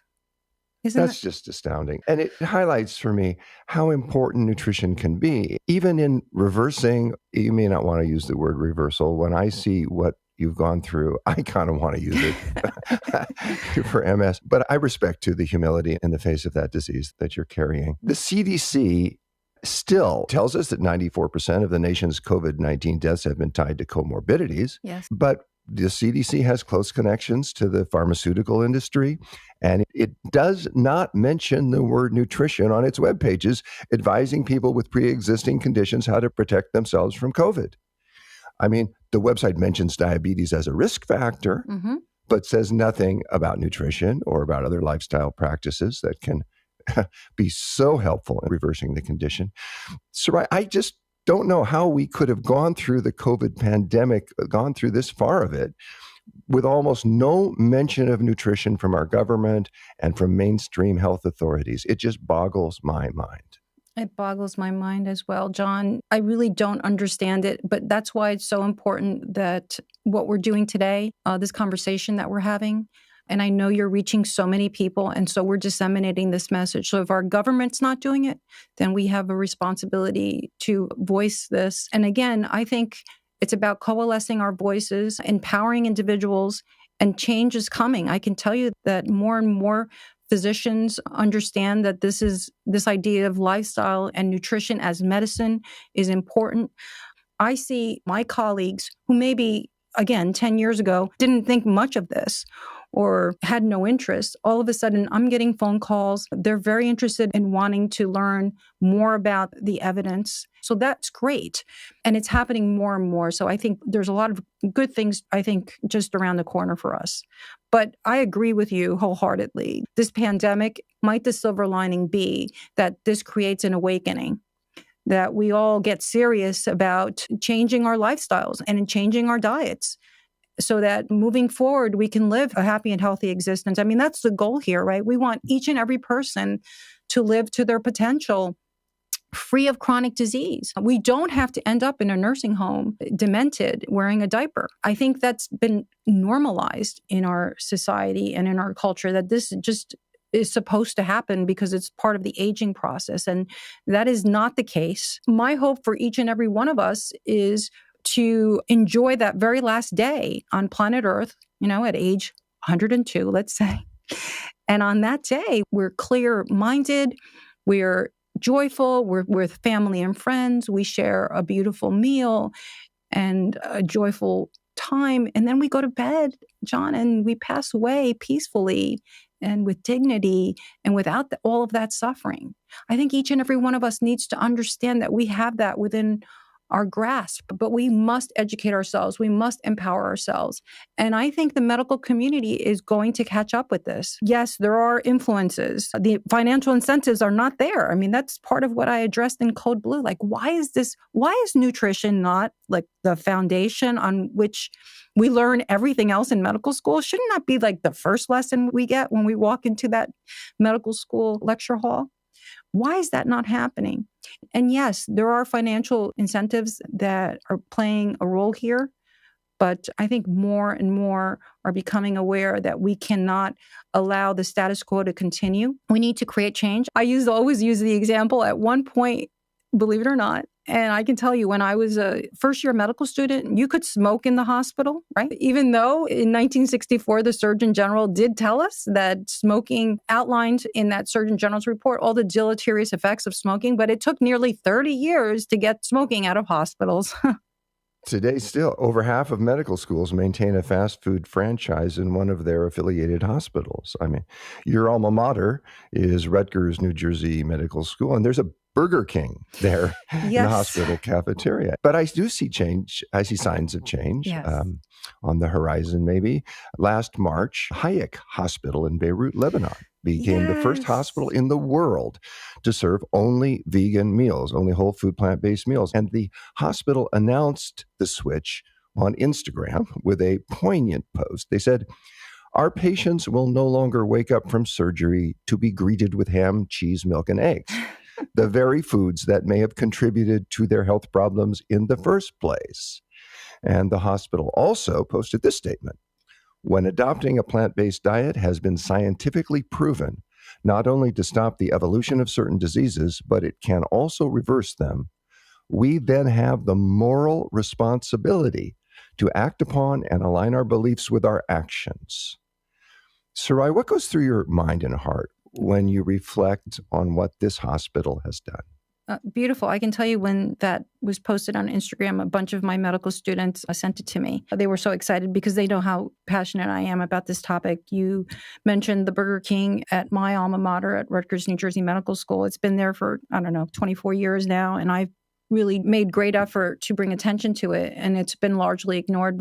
And so to see, in contrast, this hospital bringing attention to it and using the word moral responsibility to create this change was just so beautiful to see for me. And I hope more and more hospitals across the globe will adopt these principles, because a hospital setting should be a place where we heal. It just takes one brave institution, and it looks like we witnessed that in March with this facility in Lebanon. And so I hope that it serves as the example, and many will follow. And hopefully next time we speak, John, we'll have several hospitals across the globe that have also made all-important change.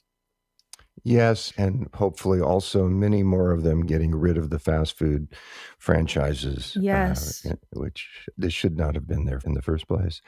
A lot of what people are eating today isn't real food, and people don't realize that because it's so normalized. It's everywhere. And I'm thinking of Michael Pollan's deservedly famous pithy 7-word saying, eat food, by which, of course, he meant real food, not unreal food. Right. Eat food, not too much, mostly plants. Yes. And another famous food authority has suggested an even shorter 3-word saying, eat more plants. Yes. And then another authority, I know these folks, has boiled it down to just 2 words, eat plants. Yeah. So, what all 3 of these sayings, these short, pithy sayings, have in common is 1 word, plants. Yes. What are the advantages, Sarai, of eating a whole foods plant-based diet? What does the science say? Oh my gosh, a myriad of benefits, right? I mean, we're leaner, right? Less likely to develop diabetes, heart disease, cancer, Alzheimer's disease. It affects the makeup of the microbiome, right? The microbiome is such an interesting topic. We could spend hours discussing it, but we know that the bugs in our gut, we have good bugs and bad bugs, and those good bugs, they like fiber. And so when we consume a plant-based diet, we're delivering fiber. So the benefits are seemingly limitless. And in my book, I do quote Michael's beautiful "eat food, not too much, mostly plants."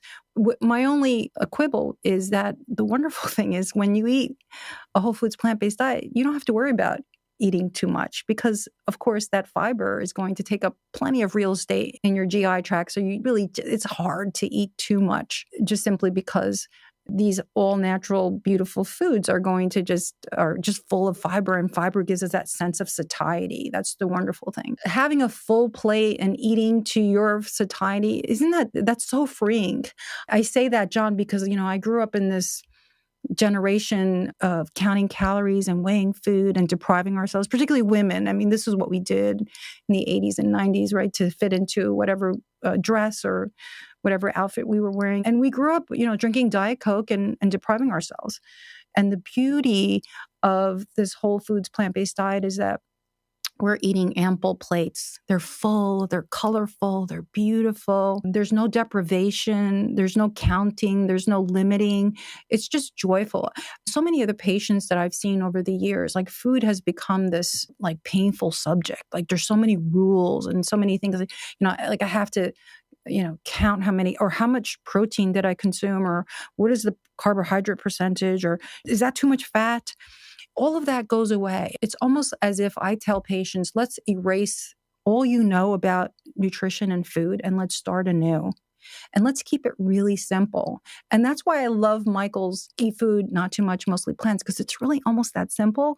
And so I think food should be delicious. It should be exciting. I mean, food is part of the way we celebrate with family and friends.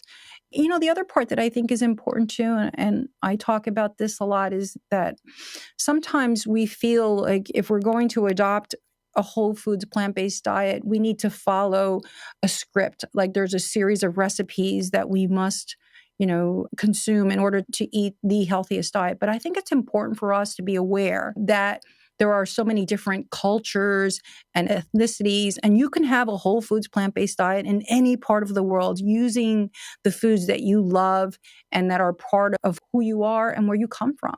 I'm Cuban, and so my dietary choices may be slightly different than my husband, who's Italian-American, grew up in Brooklyn.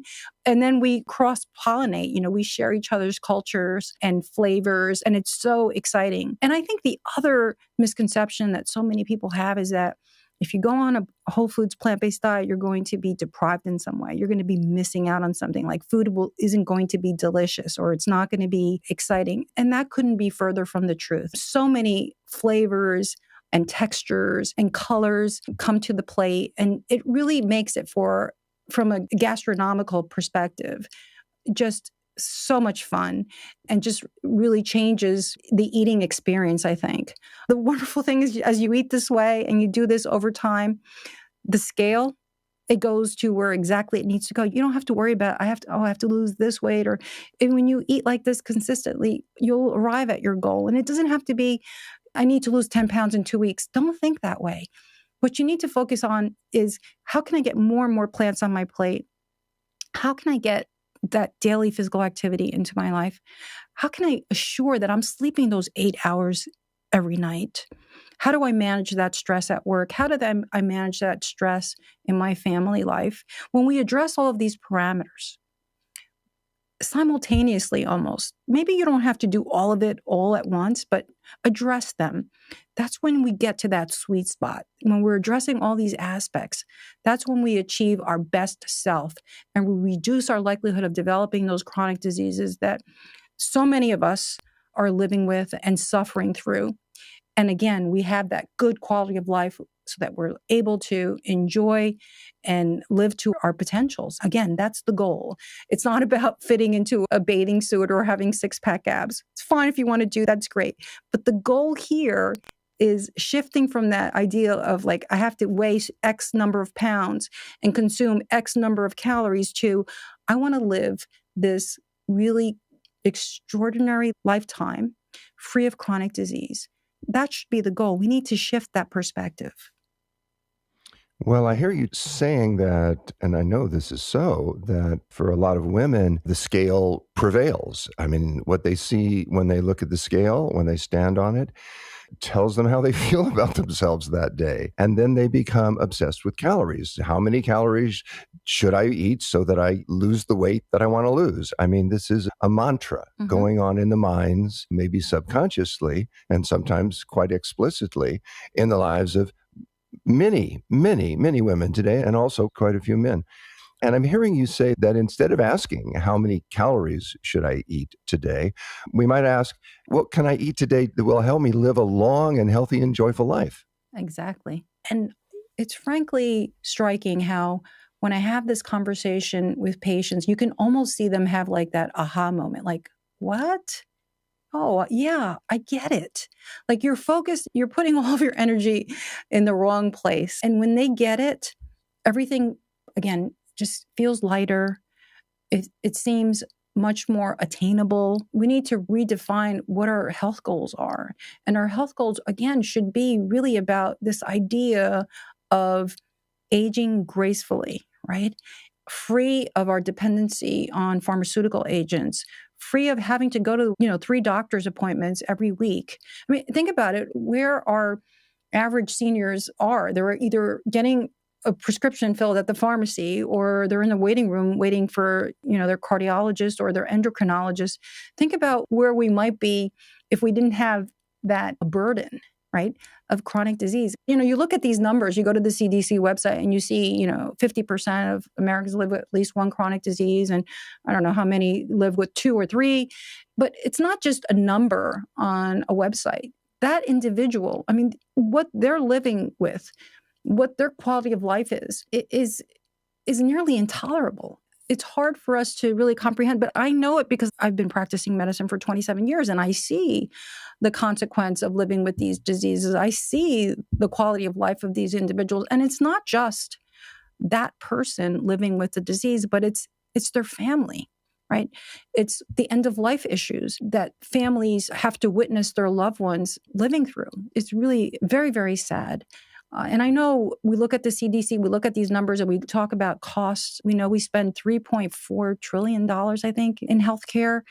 Nowadays, the number keeps climbing. We know that 80% of the money that we spend in our country, John, is allotted for the management of chronic diseases. I'll say that one more time. Of the 3-point-whatever trillion dollars that we spend each year in our country, 80% of those dollars are allotted to the management of chronic diseases that we know today how to largely prevent. It's just another fact that is mind-boggling. When you talk about how we know how to prevent these diseases, I'm thinking about the fact that physicians all over the world, not just in the US, but all over the world, recite the very famous Hippocratic Oath at the time of their graduation from medical school. The modern version of the oath is short. It's less than 350 words. But among those words are these words, quote, "I will prevent disease whenever I can, for prevention is preferable to cure," end quote. Sarai, it seems to me that too often what modern medicine means by prevention is actually early detection. But lifestyle medicine, on the distinctly other hand, is very often able to literally prevent disease, not just to catch it early. What I want to ask you is, if Western medicine were to shift so that creating health was seen as every bit as important as treating disease, what do you think would change in our lives and in our experience? Wow. Well, we would effectively turn the tide of this chronic disease epidemic. We could sharply diminish hospitalizations and dependency on pharmaceuticals, and we could actually enjoy this happy, healthy existence. It would change the world. And it's that simple. It really is. But there's something that is obstructing our ability to execute. And believe me, John, I have been trying to find what that obstruction is. Of course, it is multifactorial and it is complicated. But think about it. The solution to this tremendous problem that we have today is really quite simple. It's not my opinion. It's objective, right? I mean, we have ample evidence in the literature. We just talked about the Potsdam study that spoke to this. And yet something is blocking our progression or obstructing our progression on this. And yes, it may be economic. The financial incentives are not there.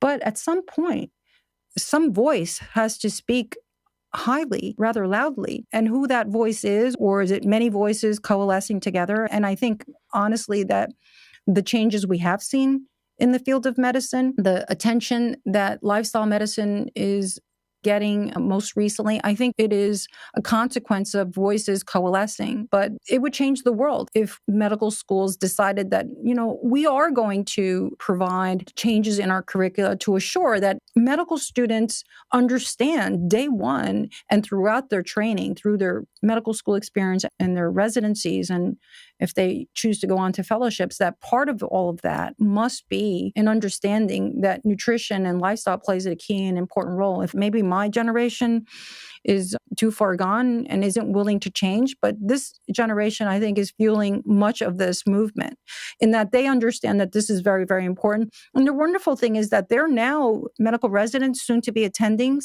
and they're going out there and they're going to be chief medical officers at institutions, or they're going to be deans at medical schools, or they're going to be the chairman of medicine or the chairwoman of medicine in the near future. So that to me is also part of the excitement that I know this movement is sort of flowing and it's growing. And ultimately, we're going to have this tidal wave of progressive and enlightened physicians that, yes, we're going to, of course, use the many evidence-based procedures and pharmaceutical agents that we have that, of course, play a key and important role in modern medicine. But if we know we can prevent 80% of disease, and thank you for speaking to the Hippocratic Oath, those 13 words to me are so profound.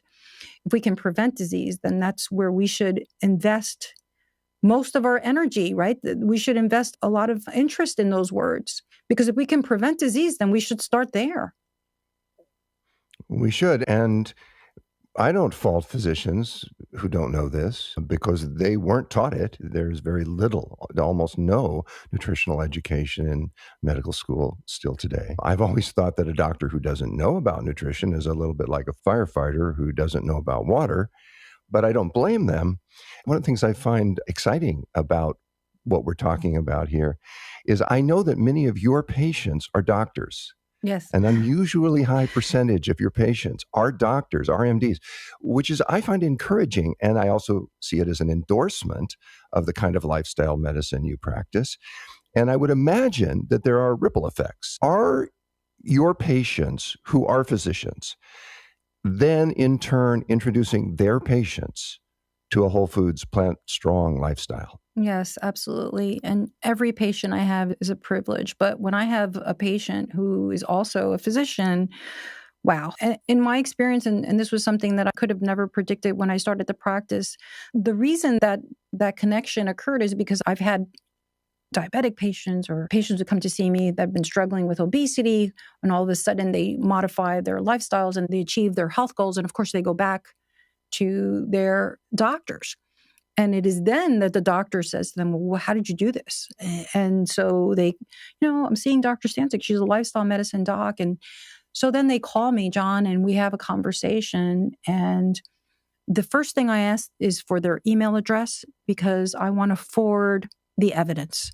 Because I understand, because it's really important that the way we practice medicine, we don't practice medicine based on anecdotes, right? We practice medicine based on data.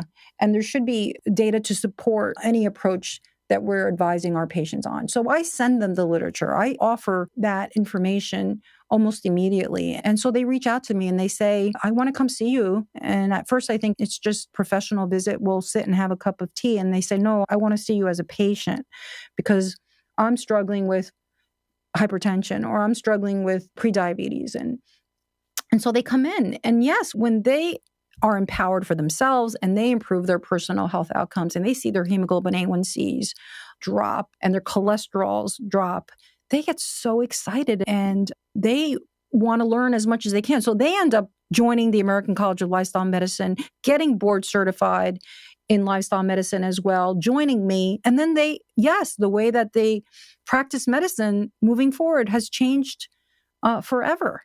And so I have plastic surgeons talking to their patients about a whole food plant-based diet. I have even a patient who is a pathologist who maybe isn't seeing patients, but is talking to his colleagues about plant-based nutrition. So endocrinologists, cardiologists, it's just been really wonderful. And not only are they modifying how they're advising their patients, but they're also, many of them, academics. So they're in medical schools, they're attending physicians and they're professors. So then they're teaching what they've learned in our experience to their medical students and residents. So that's beautiful because we can see this ripple effect.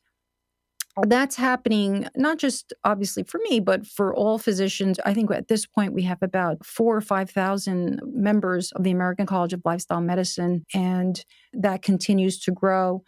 And we're starting to see, the fruit of this movement. Those seeds that we planted so many years ago are now, flourishing, and we're seeing, and it's beautiful to witness.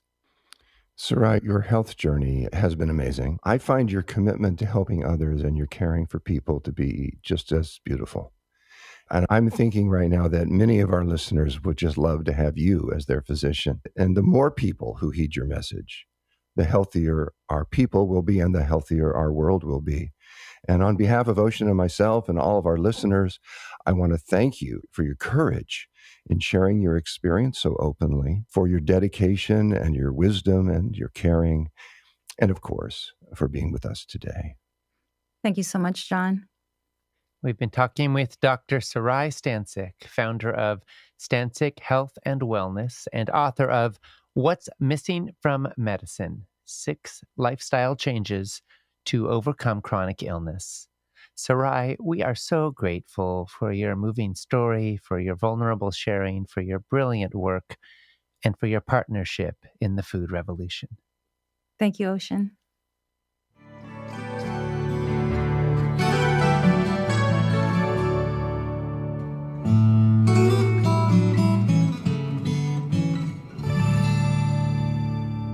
Thank you so much to Dr. Sarai Stancic and to my dad and colleague, John Robbins, for that illuminating conversation. To express your opinions on what you've been hearing and to find out what others are saying, post and engage in the comments section on the broadcast page.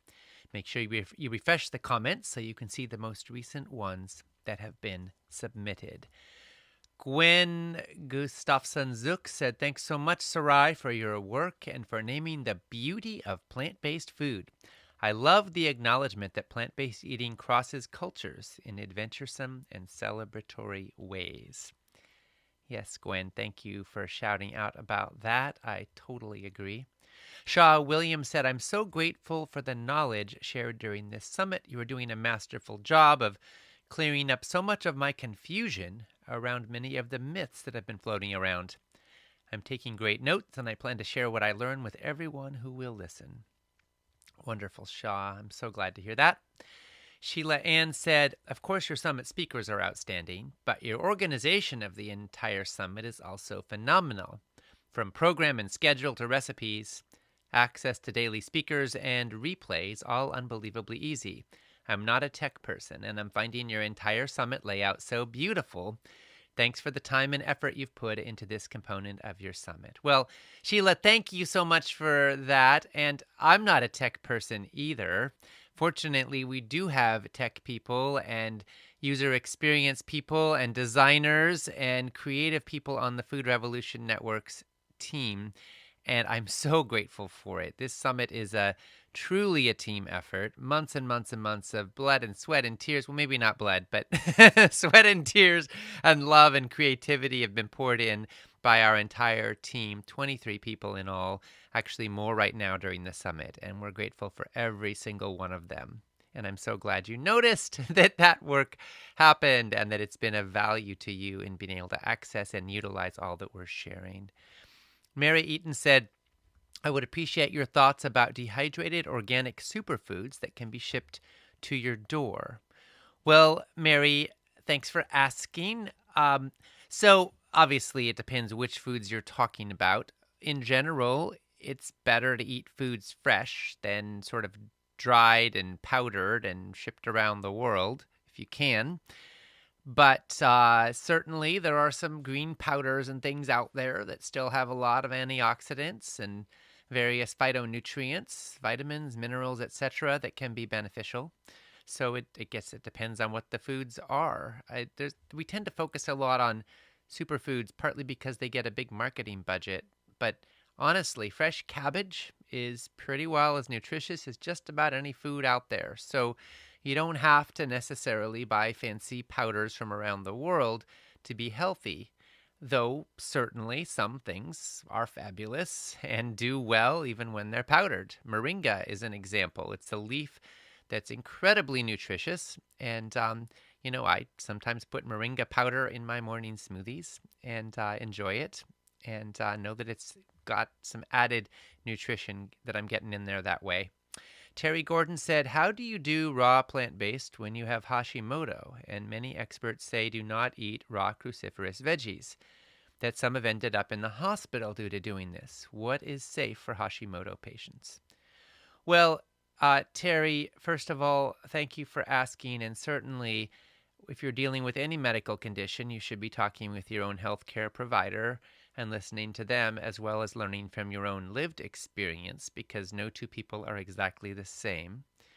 It's generally thought that even with Hashimoto's, moderate amounts of cooked soy and cooked brassica vegetables can be okay. For a little context, though, there has been some concern about this for some time because there's something called goitrogens, which are in cruciferous vegetables and also in soy products, that can disrupt thyroid function and iodine uptake when taken in large amounts. The good news is that cooking brassica vegetables, cruciferous vegetables, can help to deactivate the harmful effects of goitrogens. And if you're getting enough iodine and selenium, these effects are even less of a concern, even if you do have a thyroid condition. So pay attention to your iodine and selenium intake, and of course, use your own best judgment. But most of the research out there is telling us that moderate consumption of especially cooked cruciferous vegetables can still work and be health beneficial even for people who have Hashimoto's. Robin Valadez said, good morning and thank you so much for this summit. I keep hearing John and some of the amazing speakers talking about the lack of training and education about nutrition for medical students. My daughter is in her first year of medical school, and actually, after seeing Dr. Stansik's documentary Code Blue, has decided to focus on lifestyle medicine in the future. It's great to hear that there are now things in motion to try and get more education in medical schools about this way of eating and the abundance of amazing things eating this way can do in the world of medicine and treating patients is now underway. I appreciate all the hard work that goes into these summits and all the valuable knowledge you offer us so we can take control of our health and so we can live a long and productive life. Well, Robin, thank you. I'm so happy to hear about your daughter. More and more young, aspiring future physicians are learning about lifestyle medicine. It's becoming increasingly popular. As Sarai said, there are over 5,000 members of the American College of Lifestyle Medicine. It's continuing to grow, and that is wonderful, wonderful news for all of us. I also want to let folks know, I'm sure a lot of people listening are saying, oh, how can I find a doctor who gets it? How can I find a doctor who can help me with my specific concerns and who understands some of this information? Because we realize most doctors don't. And some doctors give terrible nutritional advice. So I've got a couple of resources to share right now. Get your pen ready if you want to capture this. First is plantbasedtelehealth.com.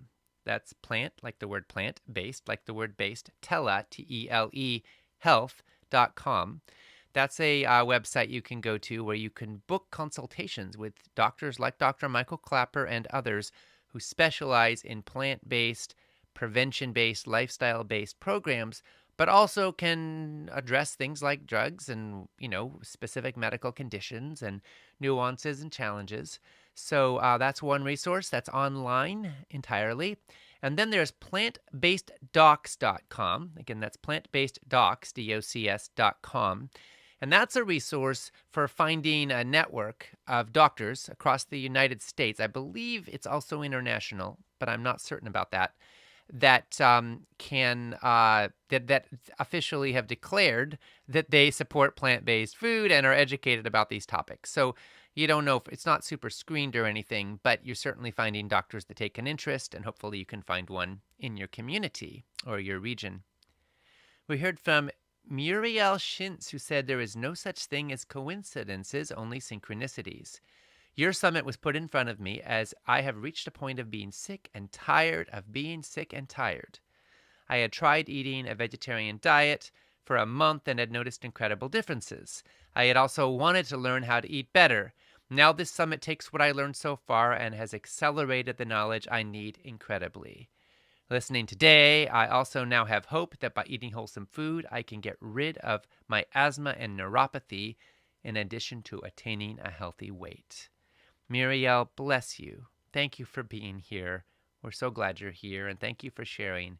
And yes, I join you in the hope that you can make this transition and reap tremendous benefits. I hope you'll come back next year to the Food Revolution Summit and let us know how it's going.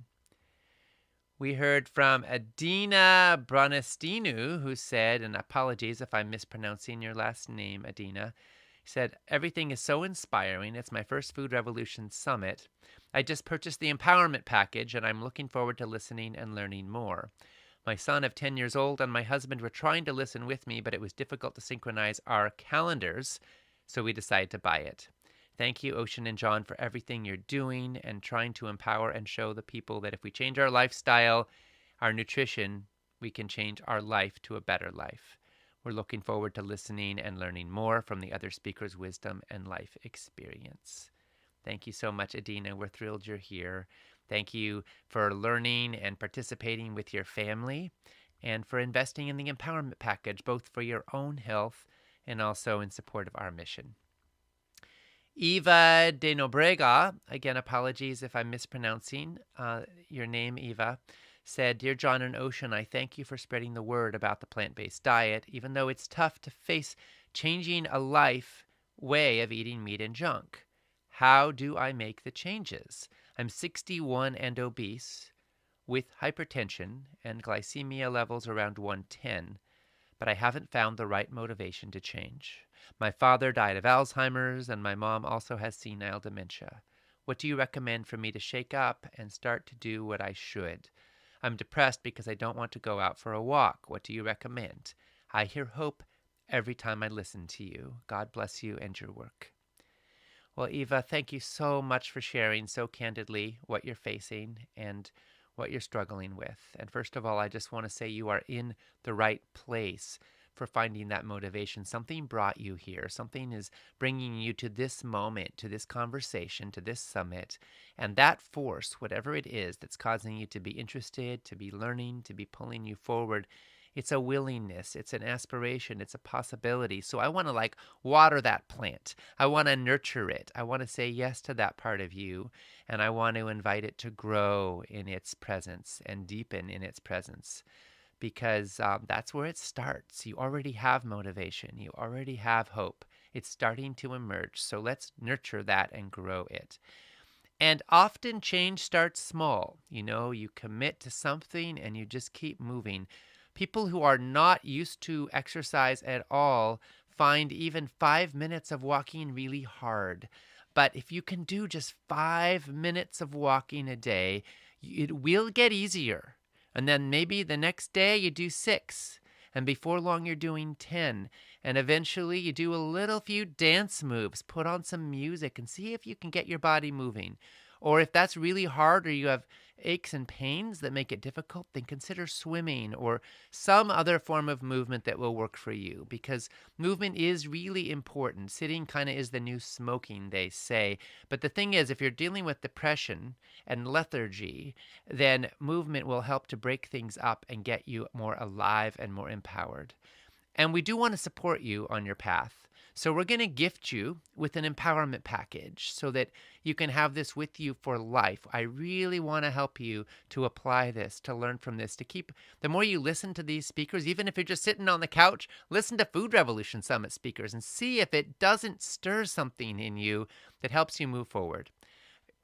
You'll also find positive feedback loops. When you eat healthier foods, you'll have more energy, you'll feel better, and you'll start to feel more like doing things that are good for you. And when you exercise, you'll also cultivate some hunger. So, but hunger hopefully for the good foods that are healthy for you. So these are some steps you can take, and I want to recommend one of the resources that you'll have with your empowerment package. There are over $2,000 worth of bonuses from our friends and partners in every empowerment package. One of them is the Bright Line Eating 14-Day Challenge. That's from Dr. Susan Pierce Thompson. For anybody who is struggling with food addiction or who finds themselves on the wrong end of an empty bag of cookies or chips a little too often, that's an incredible resource for helping you get started and get rolling on the Bright Line Eating path, which is an incredible program. It's the best I know of for breaking free from food addiction. By the way, you can also jump right in if you want to take Susan's quiz to find out if you're addicted to unhealthy foods. Go to foodrevolution.org/food quiz. Again, that's foodrevolution.org/food quiz to take the quiz, and then from there you can learn more about Susan's work and jump into possibly taking a journey with her, watching more videos, and getting more informed. So again, Eva, I hope that's of some help to you. Congratulations on your empowerment package and on whatever motivation you're finding to step forward in your life. Congratulations also to all of our most recent new empowerment package owners, including Stephanie from Pennsylvania, Jerry from Illinois, Deepali from India, Leon from Virginia, Robert from Iowa, Kent from Utah, Linda from Alaska, Nicole from North Carolina, and Scott from Missouri. We heard from Marika Wilson, who said the summit is so amazing. The speakers have been phenomenal. I realize now that I've not been eating the best from an optimal nutrition perspective. I've made several recipes from this week's demos, and I can't believe how much better I feel. My next goal is to save resources for the almond cow so I can make nut milks at home. Well, Marika, thank you. Wonderful you're here. And we want to make it a little easier for you to make nut milks at home. So we're going to ask Almond Cow to gift you with an almond cow to help you in that process. So our team will follow up with you, and you can use those monetary resources now, perhaps for the nuts that you will buy to make your almond milk at home, or something else that's good for you. Congratulations, and I hope you put it to good use. Don Hector said, thank you to all the speakers. It's so interesting to learn how what we put in our mouths can make such a difference to our health. I'm trying to get my son off dairy and gluten. Can you please let me know what you think about soy milk? I've tried making oat milk and almond milk, but each time my kids complain that it has lots of bits, even if I strain it. Any ideas? Well, yes, absolutely, Don. A few thoughts here.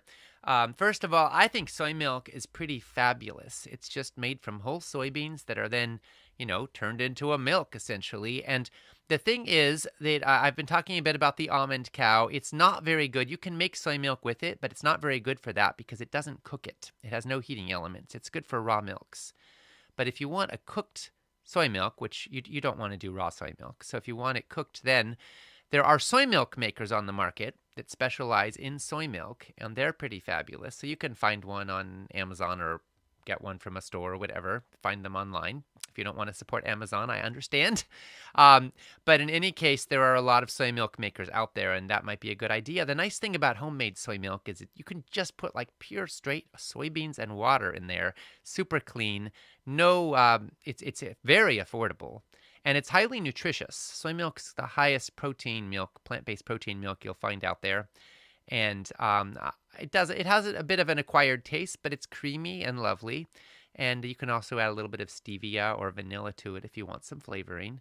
I don't know anyone who likes to drink it straight, though. If you're looking for straight drinking, then you may have better luck with an almond cow, which does provide some straining functionality and gives you a nice clean product using oats or almond or something else. Hope that's helpful, and good luck getting off the dairy for you and your son, Don. Mar Bourne said, John asks all the right questions. Truly, words cannot explain how I feel. Deeply grateful for this amazing summit. You are creating a lot of extra passion for us all. Thanks from Barbados and all parts of my heart. Thank you, Mar. We're so thrilled to have you here. And now I want to introduce our recipes of the day from Food Revolution Network's own Nicole D'Andrea Russert, a registered dietitian nutritionist who provides recipes for our whole Life Club community and for our blog and for this summit. And Nicole's providing recipe demo videos each day of the summit, where she takes you through her kitchen and gives you nutrition tips and shows you how to make one of the recipes. We've been getting great feedback on these. Today's is the one-pot cauliflower dal. Recipes that require only one pot and minimal preparation help minimize kitchen time and make space for other things that make you happy in your life. This dish is great to make in the morning and store in the fridge for dinner later that evening or the next day. The flavor actually improves the next day. It really pops and it kind of seasons a little bit. And knowing that you have something ready to go can take the stress out of life. So I love to cook in quantity ahead of time. And this dish also gives you some wonderful plant-based ingredients that fight inflammation, like legumes and kale and ginger. We also have two other recipes of the day today. There's a carrot pate that is a great way to make use of carrots. It's delicious, and it's rich in... It's made with a lot of vegetables that contain phytonutrients, beans that are a good source of B vitamins, and garlic that is a good source of prebiotics, which help foster a healthy gut and decrease overall inflammation. And also today, there's a warm kale edamame salad with shiitake bacon and toasted pepitas. This salad is bursting with flavor and nutrient density, and the shiitake bacon, wow, amazing.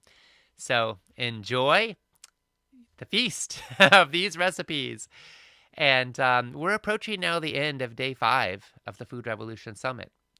We're over halfway through here. To express your opinions on the summit so far and to find out what other people are saying, post and engage in the comments section on the broadcast page. Make sure you do refresh those comments using the button provided so you can see the latest ones. And you can also join in the conversation on our Facebook page at facebook.com/Food Revolution Network. Come on back and join us tomorrow at 8 a.m. Pacific Time, 11 Eastern, 3 p.m. GMT for Nutrition, the breakthroughs you need now. We're going to have some extremely powerful presentations from Dr. Neil Barnard on how food impacts your health and hormones, Dr. Michael Greger on the food-COVID connection, and Dr. Milton Mills on what humans should eat.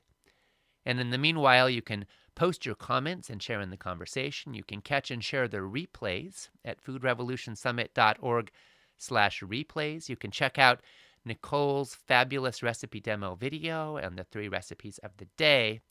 You can check out the empowerment package so you can find out more about how you can own this summit for life for the special summit special price that's only available between now and the end of the summit. And I also want to invite you to enjoy some delicious, healthy food.